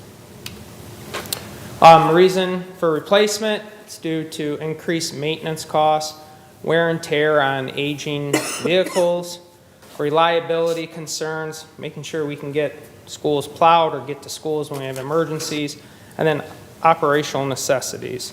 I'll get more into that further down. So streamlining our fleet. Currently, we have 2 box trucks that are aging, high miles, a lot of wear and tear on them. We, as a department, looked at going from 2 box trucks down to 1, and it's feasible. So big issue with this is when you have 2 box trucks, they're not both being driven at the same time. And so you have one that sitting vehicle causes more issues, more breakdowns. So we're going to try to eliminate that by going to 1 box truck. We're also looking at going in a greener route. We're going with gas instead of diesel. It's better for the environment. It's better for the kids when we go up to the schools. It's also saving the district money because gas, believe it or not, now is cheaper than diesel. So, utility truck replacement. Currently, we have a pickup truck that is got a lot of issues, breakdowns, rust issues, drivability issues, but also a lot of that's caused because it sits most of its life. We use it for plowing and it sits the rest of the time. Where if we get a utility truck, it can be used for plowing, but then it's going to be used by a crew member year-round to go do work orders, to go to emergencies at the school. Big believer in using a vehicle to its full capability instead of it sitting most of its life. So, and then shared truck. So Sean, who's watching this from TV 10, I've worked with him. They have a big trailer and they have a small trailer that they have to pull for the TV 10 to be functional. But that being said, that truck was purchased used. It's having a lot of issues. Sean and I sat down, we talked and said, hey, majority of the time his truck sits because they only use it for their sporting events, if they have other events they have to go to, graduation, but it's not being used on a daily basis. So we said, okay, what if we did a share truck between TV 10 and facilities? It'd be a multi-purpose vehicle. So we're going to go to a stake truck with an extended cab so their whole crew can fit into it. It's going to have a plow and a salter on it in the winter. In the spring, summer, and fall, it won't have the plow or salter on it. It'll be able to hook up to their trailer. They can also use the stake part to put other equipment they need to store. And this truck also is capable of pulling the large trailer where the pickup he has right now struggles. So I think this is a really good way to condense one truck for 2 departments. So then grounds equipment, I know this is on further down on your list, but so ground equipment, we have a deteriorating tractor at Farmington High that needs to be replaced. It's not effective because it backblades the snow and then the gentleman has to walk and salt the sidewalk and everything. So we reached out to some people, talked to the guys, came up with, hey, we need to get something that can plow and salt the sidewalk at the same time to be more effective and get it done quicker. So we looked at getting a gator. Friday, Weingart's got back to me, and with the trade-in of Farmington's tractor and then our backup tractor, it was a substantial amount of money. So with that being said, we can get 2 gators for each high school, move the north tractor to as the backup at a lower cost than purchasing 2 gators full out without a trade-in. Also with this, we're going away from diesel again. I'm going to gas, A, for cost, but also maintenance and just for the environment. Disposal plan. Trucks are going to be auctioned off late summer, early fall, depending on when we get the new ones from Ford. Tractor is going to be traded in to Weingart's. The value for those is about $23,000. That's why for the 2 gators, we're looking at $37,000. All purchases are being done through My Deal. Those are the contract numbers, John Deere's and Ford. So we're getting the best price that we can get. And like I said, we're getting 2026 pricing currently. In summary, This aligns with our replacement schedule. Like I said, every year, we're looking at replacing vehicles. Jennifer has it all laid out in the budget, so the money's already allocated to come out, and we're just moving along until we get to 2030, 2031. Also, like Ms. Heindrich said, I'm looking at it at this aspect. I'm not just purchasing a truck or a van because we need it. I need to see what we need, how it's going to be utilized, because we don't need trucks just sitting there breaking down, not being used. They need to be used year-round. So, any questions? Any questions? Mrs. Heinrich? Yeah, I'm looking at the 2 box trucks down to 1 box truck. What do we use a box truck for every day? So we use box trucks for science kit deliveries to all the elementary schools. We use it for big moves, especially during bond. Every graduation we use it. Delivering bag salt for the sidewalks to each school. So just larger deliveries that you can't use just a pickup for or a van. The utility, okay. Is it a bigger box truck than the 2 we're replacing? Nope, so it's going to be in between. So right now we have an 18-footer and then we have a 26-footer. Talking with all the guys and what our needs are, we're looking at getting a 22-footer.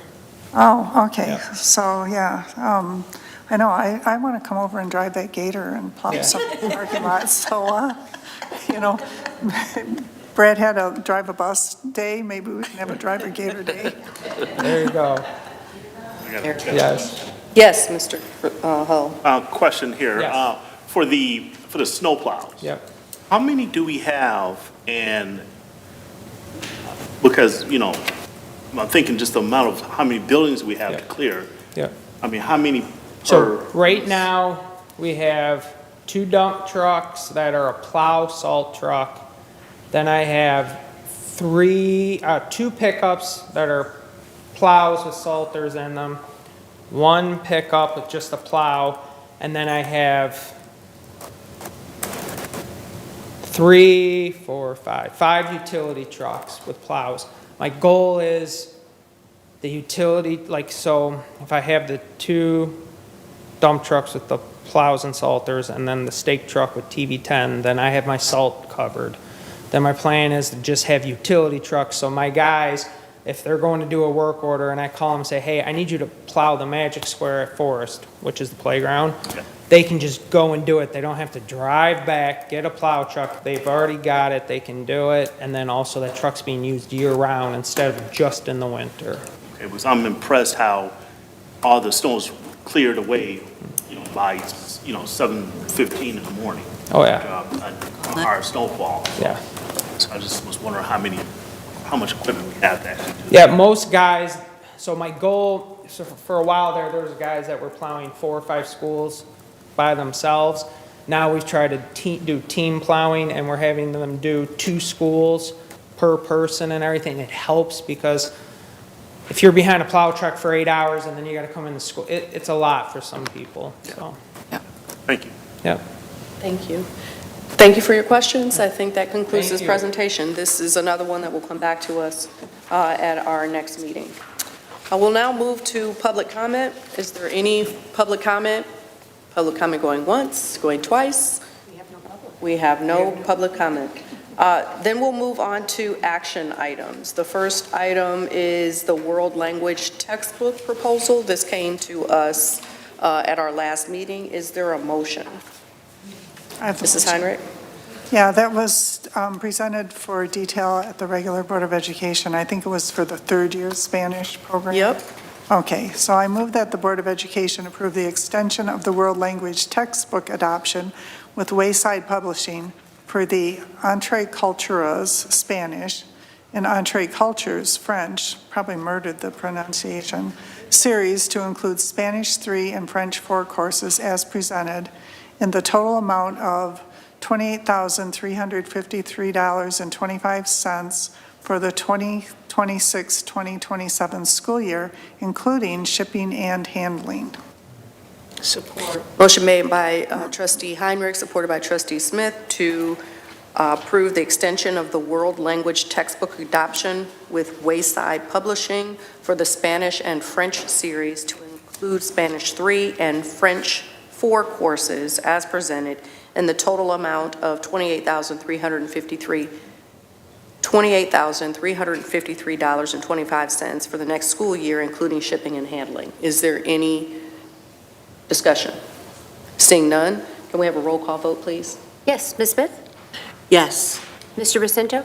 Yes. Ms. Heinrich? Yes. Mr. Hall? Yes. I myself am yes. Ms. Weems? I'm a yes. Thank you. That motion passes. The next item is a policy matter. These are policy recommendations that were made by our attorney.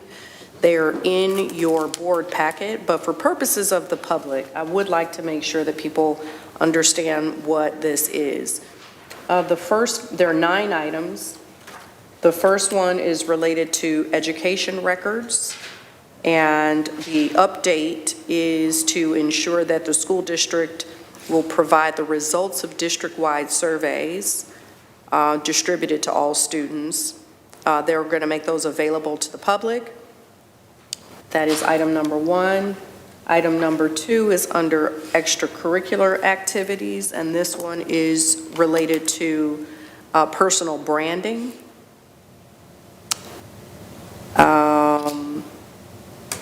And provides that personal branding shall not occur during school hours. The third one is related to behavior, and that is our cell phone policy update, which makes us compliant with the state's new requirements. Number 4 is related to curriculum, and that one ensures that we're compliant with school code and notifying parents if the district uses a curriculum that is not on the state's evidence-based list. Number 5 is related to business, and it updates to ensure that we are talking about both state and federal grants. So previously our policy only referred to federal, and so we're adding the word state. Number 6 is related to facilities, and it updates to ensure that when we're talking about facility dogs, that we're talking about school district-owned dogs. Number 7 is related to school and community relations, and it deals with retaining all public records in accordance with the Michigan Department of Technology, Management, and Budget. And so we're just updating our record retention policy there to be compliant. The next one, number 8, is related to school and community relations, and we're just updating a couple words here to include commercial advertisements. Number 9 is related to website and digital content, and here we're updating to ensure that we're talking about not just our website, but other online platforms and mobile applications and such. I believe that is it. Is there a motion? Since Mr. Walker is not here. Mr. Racino wants to make. I can make a motion to we Okay. approve the policy changes. Oh, sorry. Get that. I have it up too. Start, oh, shoot, I just lost it. It's page Right here. 272 on mine. I move that, okay, In order to read all of the policies. gotcha. You have to read the number and policy. I move that the Board of Education adopt the Policy Board Governance Committee's recommendation as recommended by Miller Johnson as presented and waive the second reading for the following policies. Number 1, update 22.01, Students 2000 series. Number 2, update 22.02, Students 2000 series. Number 3, update 2203, Students 2000 series on behavior. Number 4, update 22.04, curriculum and instruction. Number 5, update 2205, business 5000 series. Number 6, update 2206, facilities and operations. Number 7, update 2207, school and community relations. Number 8, update 2208, school and community relations. And that.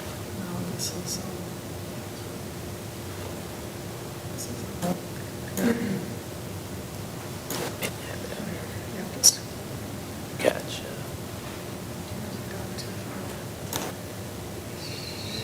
I might have it up here. Do you need to know? It's update 22.09, general policies. Okay, update 2209, general policies. Sorry. That's correct. I support. All right, there's a motion made by trustee Jacinto, supported by trustee Hull, to adopt the policy recommendations as recommended by Miller Johnson and waive the second reading for the following policies: Policy 2003, Policy 2004, Policy 2005, Policy 3003, Policy 5003, Policy 6014, Policy 7001, Policy 7007, and Policy 8003. Is there any discussion? Yes, Mrs. Smith. I love the policies that we're working on, but I'd like to see another policy put in place for behavior. This past week, well, actually for the past couple of months, we've been receiving emails from parents with bullying, students and their behavior. And this is not high school all the time. This is preschool all the way up to high school. The emails are pretty disturbing. We have 9,000 students in this school district and 1,000 staff members. These teachers are not getting paid to be threatened. They are not being paid to be said that they're going to be unalived. They're not being paid to have to be beat up by young students. I can understand if a child has an issue. Kids do. But when you have repeat offenders, this is becoming a bit too much. I'd like to see a policy put in place to hold parents accountable. We have someone comes to the board every time. It's constantly beating up on our staff. But how can a student learn when there are drills for students to be moved out of the way because you have a child that's acting out? How can a lesson be learned because we're babysitting these students and these teachers can't teach the other students out of fear? Not only them in fear, but the other students. You have students that don't want to come to school. And instead, we have parents that are making excuses for their child. And, oh, well, it's this. Ms. Robinson is doing her best to take care of this staff and these students. Our HR and the superintendent is doing their job. I don't want to hear, well, the teacher didn't do this and the teacher did. If this child was at home, this child would not be allowed to have these kind of behaviors. We have had some very disturbing situations come up in the past few years, and mainly here as of recent. We don't need a situation like what we had in Oxford. We need to hold parents accountable and not wait until the toothpaste is out of the tube. There is no way that this should be happening. We need to hold parents accountable. We need to hold students accountable. We lost our disciplinary hearing committee, and that committee did some awesome work. And we saw that things were not taking place as they are now because we held parents accountable. If we can hold our teachers accountable and parents come and stand at that podium and say, hold them accountable, then let's hold our parents accountable. We are not paying these teachers. We just had a presentation from our HR of retaining staff.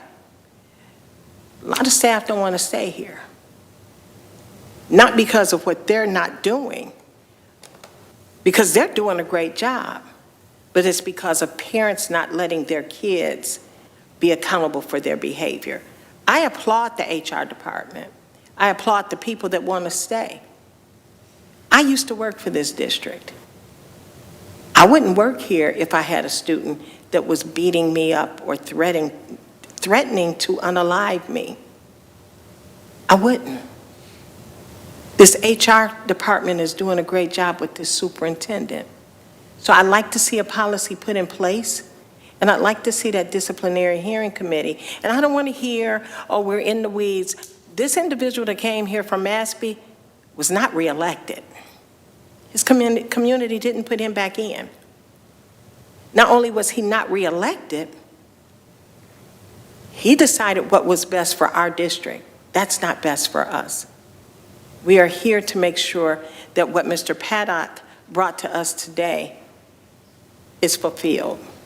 Thank you. Thank you. Thank you for those comments. We do have the student behavior framework on our list to review. It is something that I've also been wanting to review for some time now. I thank you for bringing that up, for reminding us, and I'll definitely have a conversation with our committee about how we advance that work, elevate it, and prioritize it. Thank you very much for that. Isn't there, school districts are supposed to have an anti-bullying policy? We do. We do have an anti-bullying policy. So The issue that we are raising is the discipline associated with things that happen. So several years ago, we updated our student behavior positive culture handbook, sorry. Yeah, actually, it used to be Code of conduct. Code of conduct, and we changed it to positive culture handbook.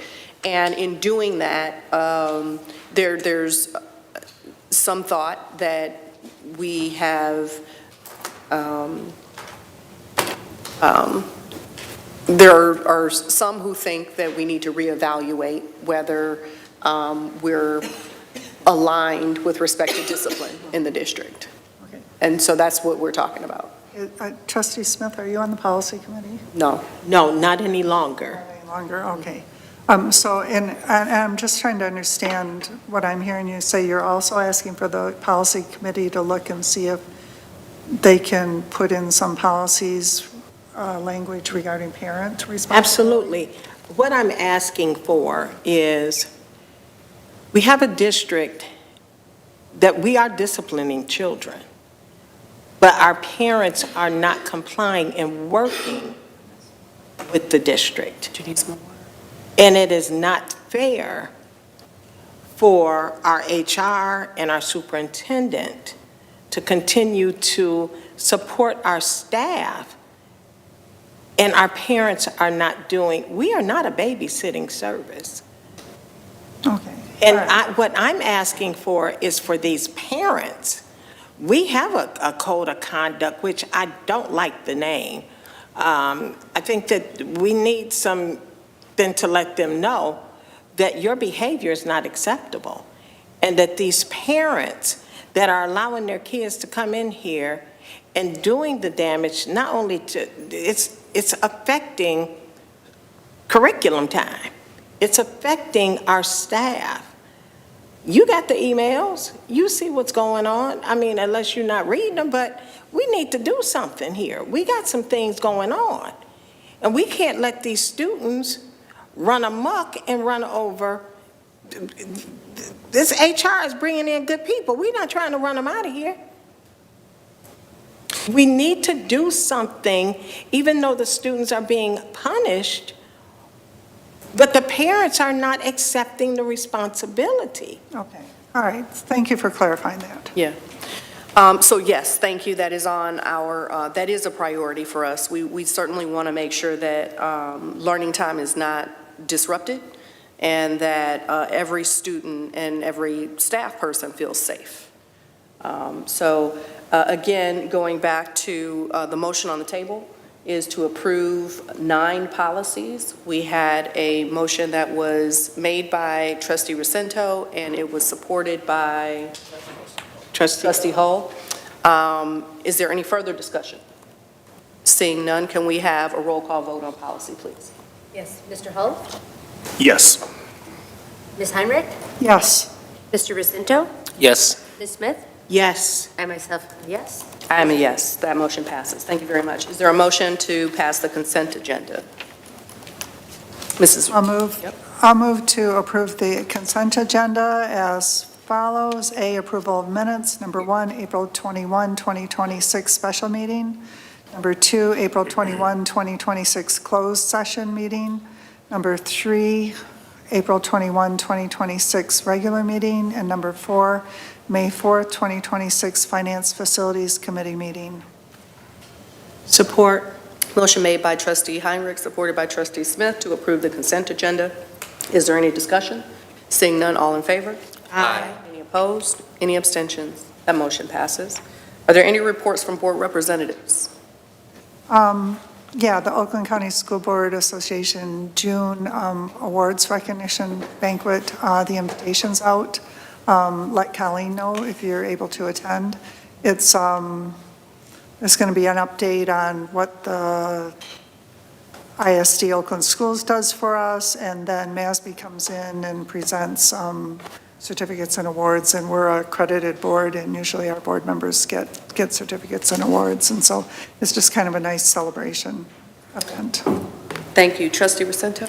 Yeah, just a quick shout out. Thank you to Farmington High School. On the 26th, they hosted the Michigan PTA Reflections Award presentations, and they had moved it to that location so that some of the folks didn't have to drive to Lansing.